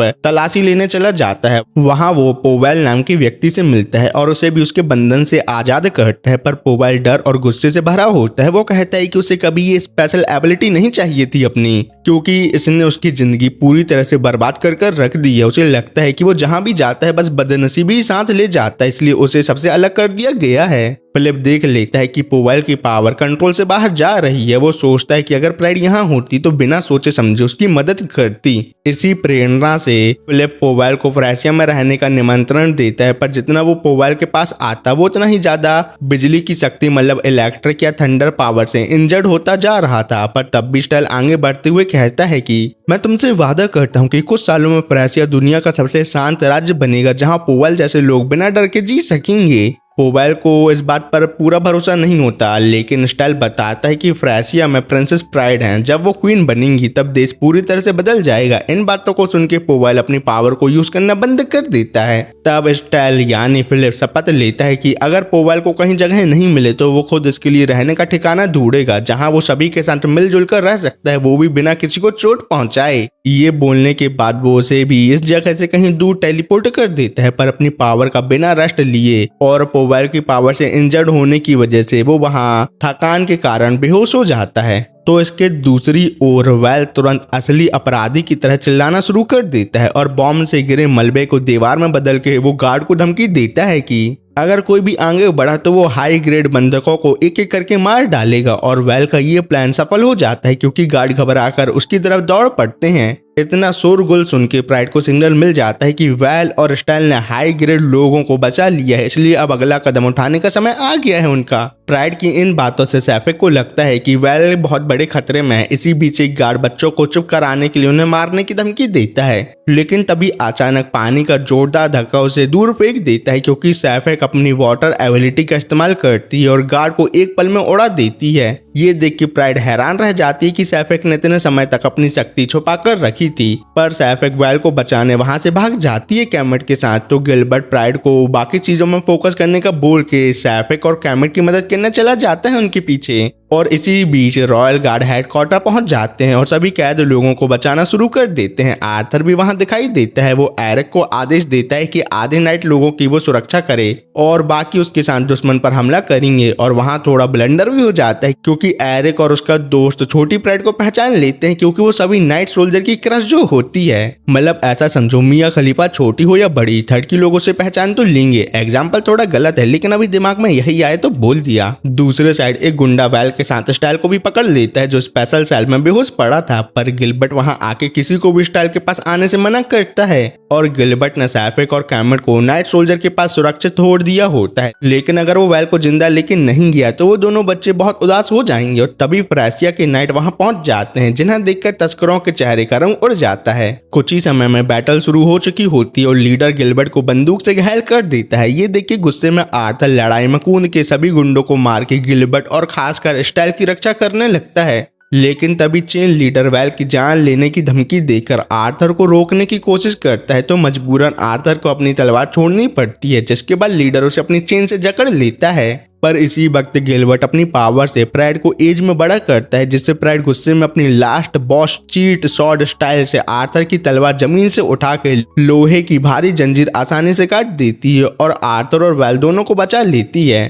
लीडर जब गुस्से में प्राइड पर चेन और बंदूक से हमला करता है तो वो अपनी last boss cheat skill sword style से सभी हमलों से बच के लीडर को चेतावनी देती है कि तुमने मेरी प्रजा को चोट पहुंचाकर बहुत बड़ी गलती कर दी है। इसी के साथ प्राइड कैप्टन एलन को क्वीन रोजा के हुक्म के मुताबिक पूरे संगठन का नामो निशान मिटा देने का आदेश देती है, लेकिन जैसे ही एलन लीडर को खत्म करता है तभी आसमान से कुछ लोग बॉम्ब फेंकते हैं, जिस वजह से धमाके से पूरी केव हिल जाती है। प्राइड यानी जीन तुरंत सबसे पूछती है कि क्या सब ठीक है। उसे पता चलता है कि धमाका बहुत बाहर हुआ है, लेकिन उसकी असली वजह अभी तक किसी को मालूम नहीं है। इसी बीच एक बुरी खबर सामने आती है कि बचाए गए 2 बच्चे अपनी वाटर एबिलिटी का उपयोग करके दोबारा उस खतरनाक गुफा के अंदर लौट आए हैं। कैप्टन एलन ये सुनकर क्रोधित होता है और पूछता है कि हमारे नाइट द्वारा उन्हें रोकने की कोशिश क्यों नहीं की गई, तुम नल्ले हो क्या। पर तभी गुफा के अंदर वेल और सैफिक एक दूसरे से मिलते हैं, जहां सैफिक आंसुओं के साथ बताती है कि कैमेट मलबे मतलब रबर के अंदर दब गया है। वो समझाते हैं कि अचानक गुफा की छत गिरने से रास्ता बंद हो गया और वो दोनों साथ बाहर नहीं निकल पाए। वेल तुरंत पत्थर हटाने की कोशिश करता है, लेकिन मलबा इतना अधिक होता है कि उसे हटाना लगभग असंभव लग रहा होता है। लेकिन हालात पल पल और भी ज्यादा खराब हो रहे होते हैं, जिसके कारण गुफा किसी भी समय पूरी तरह से गिर सकती है। इसलिए कैप्टन एलन तुरंत आदेश देता है कि जो लोग बाहर निकल सकते हैं वो तुरंत निकलें और बाकी लोग मलबा हटाने में मदद करें। वेल की प्राइड गिलबर्ट को आदेश देती है कि वो सैफिक और स्टाइल को लेकर तुरंत सुरक्षित जगह चला जाए, पर सैफिक रोते हुए कहती है कि वो वेल के साथ रुकना चाहती है और कैमेट को बचाने में उसकी मदद करना चाहती है। लेकिन एलन उसे जबरदस्ती बाहर ले जाता है, लेकिन प्राइड अपनी प्रजा को बचाने के लिए केव में ही मदद करने के लिए रुकने वाली होती है। इसलिए तो जाने से पहले कैप्टन एलन आर्थर को याद दिलाता है कि चाहे कुछ भी हो जाए उसे लेडी जीन मतलब प्राइड की सुरक्षा करनी होगी, अपनी जान देके भी। सिंपल शब्दों में बेटा तू निपट जाए तो चलेगा, लेकिन प्रिंसेस प्राइड जो सभी नाइट का प्यार है उन्हें खरोच भी आई तो हम तुम्हें निपटा देंगे। फिर चाहे तेरा बाप नाइट कैप्टन हो या दूसरे देश का राजा, हमें कोई फर्क नहीं पड़ता। लड़की का चक्कर है बाबू भैया, लड़की का चक्कर। फिर प्राइड और बचे हुए नाइट कैमेट को निकालने के लिए पत्थर हटाने में वेल की मदद करते हैं। तभी उन्हें अंदर से कैमेट की कमजोर आवाज सुनाई देती है, जिसका मतलब ये है कि वो अभी भी जीवित है। पर गुफा को और ज्यादा टूटता देख वेल सबसे कहता है कि वो उसे यहाँ छोड़कर निकल जाए और सभी को चिल्लाकर कहता है कि वो सिर्फ एक अपराधी है जो नाइट पर हमला करने के जुर्म में पकड़ा गया था और अब सिर्फ फिल्थी कॉन्ट्रैक्ट की वजह से उनका साथ दे रहा है और कुछ नहीं। उसके हिसाब से उसकी जान की कोई कीमत नहीं है, इसलिए उसे मरने के लिए यहाँ छोड़ देना ही बेहतर है। लेकिन प्राइड उसे तुरंत रोक देती है और सख्त आवाज में कहते हैं कि वो ऐसी बातें दोबारा ना कहे। इस पर वेल गुस्से में कहता है, अगर तुमने मुझे ऑर्डर देकर कैमेट को अंदर ही मरने देने का सोचकर मुझे बाहर जाने को कहा तो मैं तुम्हें मरते दम तक माफ नहीं करूंगा प्रिंसेस प्राइड। ये बात प्राइड भी मान जाती है, इसलिए वो वेल को आदेश देती है कि तुम अपनी अर्थन वॉल एबिलिटी का यूज करके और अपने हाथों का उपयोग करके मलबा हटाने और कैमेट को बाहर निकालने का प्रयास करो। वेल भी खुशी खुशी उसका आदेश मानता है और अपनी शक्ति से एक मजबूत पत्थर की दीवार बना के सभी को बाहर जाने देता है। मतलब वेल कैमेट को बचा रहा है और बाकी सब बाहर आ चुके हैं। लेकिन बाहर आने के बाद भी उसकी समस्या समाप्त नहीं होती, क्योंकि सैफिक घबराकर पूछते कि कैमेट और वेल कहाँ हैं, तो उसे बताया जाता है कि वो दोनों अभी भी अंदर फंसे हुए हैं। ये सुन के सैफिक तुरंत वापस अंदर भागने की कोशिश करती है, पर उसे रोक लिया जाता है। तो वो वाटर एबिलिटी से नाइट को दूर करने की कोशिश करती है, लेकिन उसके टुल्लू से पानी का प्रेशर बहुत कम आता है, इसलिए वो उन्हें दूर नहीं कर पाती बेचारी। तो दूसरे साइड प्राइड अंदर ही अंदर बहुत परेशान होती है, क्योंकि ये सब असली गेम की कहानी का हिस्सा नहीं था, इसलिए उसे बिल्कुल अंदाजा नहीं है कि आगे क्या होने वाला है। पर तभी गिलबर्ट प्राइड को ऐसा कुछ बताता है, जिसे सुनकर प्राइड और आर्थर केव में जाते हैं, जहां प्राइड जोर से चिल्लाती है और वेल को आदेश देती है अगर वो उसे सुन सकता है तो तुरंत जवाब दे। वेल हैरान हो जाता है कितनी खतरनाक स्थिति में भी प्राइड वापस क्यों आई। प्राइड उसे तुरंत अपना अर्थन वॉल हटाने और कैमेट का हाथ पकड़ने का आदेश देती है। वेल मना करता है क्योंकि उसे लगता है कि वो इस भारी रबल को नहीं हिला पाएगा। तो प्राइड उसे याद दिलाती है कि मैं तुम्हारी मास्टर हूँ, इसलिए तुम्हें मेरा हुक्म मानना ही पड़ेगा। और जैसे ही उसे ऑर्डर मिलता है और वेल कैमेट का हाथ पकड़ता है, एक चमत्कार होता है और वेल को अपने शरीर में एक अजीब ऊर्जा मतलब एनर्जी महसूस होती है जो उसने पहले कभी नहीं महसूस की थी। इसकी मदद से वो पूरी गुफा के ढांचे को नियंत्रित कर लेता है और मलबे को हटाकर कैमेट को बाहर निकालने के लिए रास्ता बनाता है आसानी से। वेल खुद समझ नहीं पाता कि उसने ये कैसे कर लिया, लेकिन वो कैमेट और खुद को जिंदा देख के खुशी के मारे रोने लगता है उसके साथ। इसी बीच प्राइड को एक महत्वपूर्ण बात समझ आती है। उसे शक होता है कि कैमेट की असली शक्ति दरअसल किसी दूसरे एबिलिटी यूजर की पावर को कई गुना बढ़ाना है। वो याद करते हैं कि जब सैफिक ने कैमेट का हाथ पकड़ा था तब उसका पानी का हमला इतना शक्तिशाली हो गया था कि उसने सैल का पूरा गेट तबाह कर दिया था। इसलिए प्राइड को पूरा विश्वास था कि अगर वेल कैमेट का हाथ पकड़ लेगा तो उसकी मिट्टी को नियंत्रण करने की शक्ति भी कई गुना बढ़ जाएगी। कैमेट की पावर को अच्छे से समझने के बाद वेल अपने अर्थ मैनिपुलेशन एबिलिटी जो पहले से कई गुना पावरफुल हो गई है उसका यूज करके बहुत ही जल्दी तीनों लोगों के साथ बाहर आ जाता है। सैफिक जब वेल और कैमेट को सुरक्षित बाहर आता देखती है तब उसकी खुशी का कोई ठिकाना नहीं रहता। पर हवा में हॉट एयर बलून में उड़ते हुए कुछ रहस्यमयी लोग ये सब देख रहे होते हैं। वहाँ एक व्यक्ति टिपेट नाम के व्यक्ति को बच्चों की शक्ति देखकर बहुत ही ज्यादा खुश होता है। तब पता चलता है कि गुफा के धमाकों के पीछे दरअसल यही लोग थे। उनके पास अभी भी कुछ बॉम्ब बचे हुए होते हैं जिन्हें वो नीचे फेंक देते हैं, जिस वजह से नीचे बहुत बड़े बड़े ब्लास्ट होते हैं और नल्ली सैफिक खाई में गिरने वाली होती है। लेकिन तब वेल उसे ऊपर धक्का देकर खुद खाई में गिर के उसे बचा लेता है, लेकिन मरने से पहले सोचने लगता है कि आखिर उसने ये सब क्यों किया। जो आदमी पूरी जिंदगी सिर्फ अपने बारे में सोचता रहा वो आज इन बच्चों के लिए अपनी जान जोखिम में डाल रहा है। ये जान के उसे खुद पर विश्वास नहीं होता कि वो कितना बदल गया, पर कैसे। पर वेल अपना दर्दनाक अतीत याद करता है। जब वो सिर्फ 7 साल का था तब उसकी माँ उसे कचड़े के ढेर में छोड़कर चली गई थी, इसलिए बचपन से ही उसे पत्थर मारे गए, लूटा गया और कई बार वो मौत के करीब पहुंच गया था। पर बड़ा होने के बाद अपनी किस्मत बदलने के लिए उसने जल्दी अमीर बनने वाली स्कीम में हाथ डाला, लेकिन सब कुछ गवा बैठा और अंत में उसे फिल्टी कॉन्ट्रैक्ट के तहत जीना पड़ा। जब वो वापस निचली बस्ती यानी स्लम में लौटता है तो उसकी मुलाकात सैफिक और कैमेट से होती है। वो बच्चे कचरे में से अपना गुजारा कर रहे होते हैं, पर तब भी बाकी बच्चे जो कश्मीर के फैन थे उन्हें पत्थर मारते हैं। पर वेल द बैल को देख के डर के मारे वहां से भाग जाते हैं। ये देख के सैफिक वेल से कहती है वो उसके साथ रहना चाहती है क्योंकि वेल के पास रहना सबसे सुरक्षित है उन दोनों के लिए। साथ ही वो ये भी बताती है कि चाहे वो मेरा रियल भाई क्यों ना हो, लेकिन कैमेट अब उसका छोटा भाई है और उसकी बड़ी बहन, और हम दोनों परिवार हैं एक दूसरे के। शुरू में वेल उनसे पीछा छुड़ाने की कोशिश करता है, लेकिन धीरे धीरे 3 महीने बीतने के बाद उनकी उसे आदत हो जाती है। जब वो पूछता है कि वो कब तक उसके साथ रहेंगे, तब सैफिक प्यारे अंदाज में कहती है कि हमेशा के लिए। ये सुन के वेल के 72 दिन में पहली बार नरमी आती है और वो उनका नाम भी रखता है और उन्हें इस दुनिया में जीने के लिए बुनियादी चीजें सिखाता है, जैसे पैसे कैसे कमाना है, ETC। इसी के कुछ दिन बाद सैफिक अपनी स्पेशल एबिलिटी से पानी बेच के पैसे कमाने लगती है और ऐसा ही एक दिन जब किसी ने उन्हें पानी के बदले बड़ी सी फिश दी तो उन दोनों ने वेल को जल्दी आके इसे साथ में खाने के लिए घर आने को बोला। पर जब वो घर गया तो देखा कि तस्करों ने चेन लीडर के साथ मिलकर दोनों बच्चों को स्पेशल एबिलिटी यूजर होने की वजह से पकड़ रखा है। और जब वेल उन दोनों को बचाने के लिए लड़ाई करने वाला होता है तो प्राइड के साथ किए गए फिल्टी कॉन्ट्रैक्ट की वजह से वो ऐसा नहीं कर पाता और उल्टा उन गुंडों से पिट के सैफिक और कैमरन को दूर जाते देखता रहता है बेचारा। अब प्रेजेंट में वेल सोचता है कि वो कुछ पलों में मरने वाला है, लेकिन ठीक उसी वक्त प्राइड वहां पहुंच जाती है स्पाइडरमैन की तरह और उसके मास्टर होने के नाते सख्त आदेश देती है कि वो उसका हाथ पकड़ ले, क्योंकि वो उसे मरने नहीं देगी, क्योंकि वेल उसकी प्रजा में से एक है। फिर प्राइड लास्ट जैसे बड़े स्टाइल को सिग्नल देती है जो तुरंत खाई में आके उन दोनों को टेलीपोर्ट करके सुरक्षित ऊपर ले आता है। इसके बाद वेल जख्मी हालत में भी रोते हुए सैफिक और कैमरन को गले लगा के बोलता है,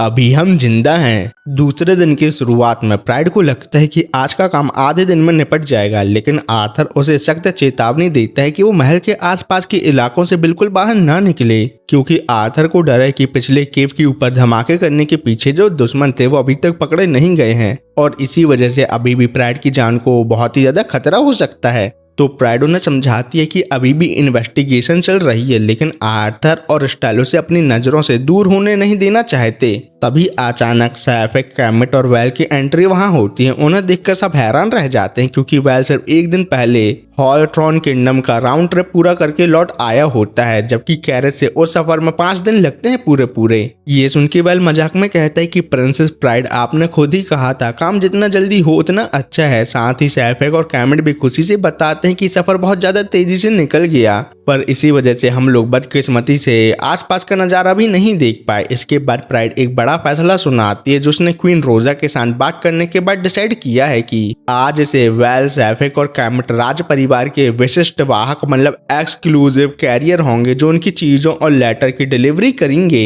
ये बात सुनकर सैफिक और कैमिट खुशी से उछल पड़ते हैं, क्योंकि वो रॉयल फैमिली के लिए अब ऑफिशियली काम करने लगेंगे। लेकिन वेल को यकीन नहीं होता, इसलिए वो पूछता है कि क्या क्वीन रोजा वाकई उस जैसे क्रिमिनल रिकॉर्ड रखने वाले आदमी को इतनी बड़ी जिम्मेदारी देना चाहेंगी। तो प्राइड हाँ बोलती है। फिर प्राइड सभी को स्कूल के बारे में समझाती है। वो बताती है कि एक ऐसी संस्था होगी जहां सभी बच्चों को बराबर एजुकेशन और बेहतर जीवन का मौका मिलेगा। सैफिक और कैमिट उत्सुक होकर पूछते हैं क्या वहां वेल के साथ रहने से भी ज्यादा मजेदार काम होंगे। तो प्राइड मुस्कुराकर हाँ कह देती है। साथ ही वो बताती है कि उनका डिलीवरी का काम स्कूल प्रोजेक्ट को अन्य देशों तक पहुंचाने में मदद करना भी होगा। सिंपल शब्दों में ये बात है कि वेल को दूसरे देशों में जाके क्वीन रोजा का लेटर देके वहां के राजा या रानी को स्कूल प्रोजेक्ट के बारे में बताना है। पर प्राइड उन्हें मना करने का भी मौका देती है, मतलब उन्हें ये काम नहीं करना तो वो ना भी बोल सकते हैं। लेकिन वेल तुरंत तैयार हो जाता है और कहता है कि खचड़ा उठाने से ये काम कई गुना बेहतर है और इस काम में पैसे भी अधिक मिलेंगे हमें।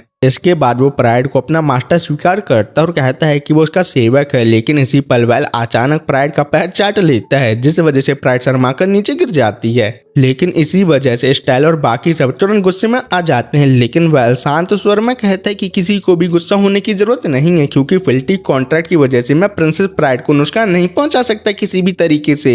उसके हिसाब से ये बस उसकी ग्रीटिंग थी और कुछ नहीं। प्राइड को समझ आ जाता है कि वेल पूरी तरह से उसके नियंत्रण में आ गया है। इसके बाद प्राइड वेल का कंपनसेशन लेने महल जाना चाहती है, मतलब उसने जो फ्लैश के जैसे लेटर डिलीवर किए उसके पैसे लाने। लेकिन स्टाइल प्राइड को रोकने की कोशिश करता है और कहता है कि अभी तुरंत वेल को पैसे देने की जरूरत नहीं है। ये सुन के वेल जिद करता है कि वो बिल्कुल कंगाल हो गया है, इसलिए उसे तुरंत पैसे चाहिए। प्राइड अपने भाई की बात नजरअंदाज करके क्वीन को खबर देने का फैसला करती है। इस पर वेल मजाक करता है कि स्टाइल प्राइड के लिए काफी बड़ा बोझ बन चुका है और कुछ नहीं। इसी बीच वेल प्राइड को चिढ़ाते हुए अजीब बातें कहना भी शुरू कर देता है, जैसे वो कहता है कि मैं प्राइड को वो सब सिखा सकता हूँ जो आम बच्चे नहीं जानते और ट्रेनिंग आज रात से शुरू हो सकती है अगर वो चाहे तो। मतलब वो इनडायरेक्टली प्राइड को डाटा ट्रांसफर करने का बोल रहा है और अभी आर्थर और स्टाइल बच्चे हैं तो उन्हें डाटा ट्रांसफर के बारे में कुछ नहीं पता, इसलिए प्राइड पूरा आनंद नहीं ले पाएगी उनके साथ। अबे बैल दिमाग से पैदल है क्या तू? जब स्टाइल और आर्थर एज में छोटे हैं तो बहन के पकौड़े वैल भी तो छोटी ही हुई ना। आर्थर ये सुन के गुस्से में वैल के पास आता है और वैल को डांटता है क्योंकि वो प्राइड के सामने ऐसी गंदी गंदी बातें जो कर रहा था। और प्राइड भी तुरंत आर्थर का हाथ पकड़ के उसका पक्ष लेती है और कहती है कि आर्थर एक ईमानदार और दयालु नाइट है, इसलिए उसे किसी और ट्रेनिंग की जरूरत नहीं है। सिंपल शब्दों में उसके लिए स्टाइल और आर्थर ही काफी हैं। और ये सब प्राइड के मुंह से सुन के आर्थर और स्टाइल शर्मा जाते हैं बेचारे। पर प्राइड के जाने से पहले वैल एक गंभीर बात कहता है और प्राइड से निवेदन करता है कि जब स्कूल तैयार हो जाए तब सैफिक और कैमेट को उसमें जरूर दाखिला दिया जाए। प्राइड खुशी खुशी मान जाती है और इस बात से साफ हो जाता है कि वह सच में बच्चों के भविष्य को लेकर बहुत ही ज्यादा चिंतित है। कहानी आगे बढ़ती है जहां आर्थर और चांसलर गिलबर्ट स्पारिंग करते हुए हमें दिखाई देते हैं। गिलबर्ट आर्थर की टेक्निक से प्रभावित होता है लेकिन तब भी आर्थर गिलबर्ट को हरा नहीं पाता। ये देख के स्टाइल की जली पड़ी है, इसलिए वो आर्थर से कहता है कि जल्दी से इसको ही मिल गया कि नीले बालों वाले जादू को आज धूप नहीं जमीन चटवा दो। पर इतनी मोटिवेशन के बाद भी आर्थर बेचारा गिलबर्ट से जीत नहीं पाता। तो तब गिलबर्ट स्टाइल और आर्थर को चैलेंज देता है कि अगर वो उसके ऊपर एक अटैक लैंड कर देते हैं वो भी बिना अपनी स्पेशल एबिलिटी यूज किए तो वो अपनी पाम स्ट्राइक टेक्निक उन दोनों को जरूर सिखाएगा। ये सुन के दोनों चैलेंज तुरंत स्वीकार कर लेते हैं। प्राइड उनका हौसला बढ़ाती और कहती है कि सब अपना बेस्ट दें लेकिन कोई जख्मी ना हो। लेकिन गिलबर्ट पर वो दोनों साथ अटैक करने के बाद भी उस पर एक भी अटैक लैंड नहीं कर पाते बल्कि उल्टा खुद एक दूसरे से टकरा कर नीचे गिर जाते हैं। इसी दौरान वैल दोबारा वहां पहुंचता है। प्राइड उसे देखकर हैरान होती है क्योंकि इस बार वैल को टोटल 3 देशों में डिलीवरी करनी थी लेकिन वो बहुत जल्दी लौट आया। वैल मजाक में पूछता है कि क्या स्टाइल और आर्थर प्राइड के लिए लड़ रहे हैं। टियारा सैफिक और कैमेट को रिफ्रेशमेंट के लिए बुलाती और बताती है कि आज स्ट्रॉबेरी केक बना है, क्या तुम खाओगे? केक का नाम सुनते ही दोनों बच्चे खुशी से उछल पड़ते हैं और वैल को भी साथ चलने को बोलते हैं। तब वैल कैमेट की जगह गलती से प्राइड का हाथ पकड़ लेता है लेकिन ऐसे दिखाता है जैसे इसमें उसकी नहीं प्राइड की गलती है। ये तो वही बात हुई, तुम्हारा प्यार में काटने वाली लड़की कहे तुमने मुझसे प्यार ही क्यों किया? वाह बेटे, ये कौन सी बात हुई? दूसरी तरफ कैमेट वैल से पूछता है क्या वो प्राइड से नफरत करता है तो वैल घबरा जाता है लेकिन फिर कैमेट कहता है कि मुझे लगता है वैल तुम दरअसल प्राइड को पसंद करते हो ना कि नफरत, क्योंकि हमें ये डिलीवरी की नौकरी प्रिंसेस प्राइड की वजह से ही मिली है। तो वैल उसे डांटने की कोशिश करता है और कहता है कि हम बस प्राइड के सब्जेक्ट हैं। लेकिन जब वो अपनी और प्राइड के पुरानी बिताए समय को याद करता है तो उसका चेहरा शर्म से लाल हो जाता है। जाने से पहले टियारा प्राइड को सलाह देती है कि वो स्टाइल और आर्थर को दिल से चीयर करे जिससे वो जीत सकते हैं। टियारा की बात मान के प्राइड जोर जोर से स्टाइल और आर्थर का हौसला बढ़ाना शुरू करती है। वो स्टाइल को स्मार्ट और कूल बताती है और आर्थर की बहादुरी की बहुत तारीफ करती है। प्राइड का भरोसा देखकर गिलबर्ट समझ जाता है कि असल में प्राइड ही इन दोनों को अपनी लिमिट सरपास करने में मदद कर सकती है। और प्राइड से तारीफ सुन के आखिरकार स्टाइल और आर्थर मिलकर गिलबर्ट पर एक सटीक वार करते हैं और चैलेंज जीत जाते हैं। पर पूरी तरह से दोनों थक चुके होते हैं अभी तक, लेकिन उनके चेहरे पर जीत की खुशी होती है। आर्थर वचन देता है कि वो एक दिन इतना मजबूत बनेगा कि गिलबर्ट को अकेले हरा सके और राज्य का सबसे महान नाइट बने। लेकिन तुरंत उदास होकर स्टाइल से कहता है कि तस्कर ऑर्गेनाइजेशन वाले मिशन में वो कुछ खास नहीं कर पाए, सिर्फ यहाँ से वहाँ भाग रहा था प्राइड को लेकर। जबकि स्टाइल ने केव के अंदर और साथ ही साथ खाई में गिरते हुए वैल और प्राइड को भी बचाया था। ये सुन के स्टाइल उसे समझाता है कि जब मैं बेहोश था तब तुमने अपनी जान दांव पर लगाकर मुझे, प्राइड और बाकी सभी को बचाया है, इसलिए तुम्हें उदास होने की कोई जरूरत नहीं है क्योंकि मुझे पूरा भरोसा है कि तुम एक दिन सबसे ताकतवर नाइट जरूर बनोगे। तभी प्राइड गीली रुमाल लेकर वहां आती है और दोनों का चेहरा साफ करती है और आज तक उनके द्वारा की गई सभी मेहनत और प्रगति की तारीफ भी करती है। प्राइड कहती है कि उसे स्टाइल और आर्थर जैसे साथी मिलना बहुत गर्व की बात है और वो उनसे हमेशा फ्रेशिया किंगडम के लोगों के साथ साथ टियारा और रॉयल फैमिली को भी प्रोटेक्ट करने को बोलती है। कहानी के अंत में प्राइड अकेली बैठ के अपने भविष्य के बारे में सोचती है। उसे याद आता है कि गेम की कहानी के मुताबिक वो एक डायबॉलिकल लास्ट बॉस बनने वाली थी जो देश को तबाही की तरफ ले जाएगी, लेकिन अब वो हार नहीं मानने वाली। इसलिए वो ठान लेती है कि जब तक उसके पास समय है वो फ्रेशिया को एक सुंदर और सुरक्षित राज्य बनाकर अपने बुरे भाग्य को जरूर बदल देगी। इसी के साथ सीजन 1 यहाँ खत्म होता है और सीजन 2 के अभी 6 एपिसोड आ चुके हैं जिन्हें मैं बहुत जल्दी एक्सप्लेन करने की कोशिश करूंगा। मेरी हेल्थ थोड़ी खराब थी, आवाज से तो लग ही रहा होगा पहले, इसलिए वीडियो लेट हो गई। मैं ज्यादा टाइम वेस्ट नहीं करूंगा। लेकिन मुझे लग रहा है कि शायद अब लोगों को मेरी वॉइस मतलब आवाज़ पसंद नहीं आ रही, इसलिए जो अभी तक मेरी वीडियो देख रहे हैं मैं आपसे पूछना चाहता हूँ, क्या मैं AI वॉइस यूज़ करना चालू कर दूँ ताकि आप लोगों को मेरी ये थूक गटक के बोल और गुटके जैसी आवाज़ ना सुननी पड़े। इस बारे में अपना ओपिनियन कमेंट में ज़रूर बताना। ठीक है, मिलते हैं किसी और वीडियो में। Bye bye.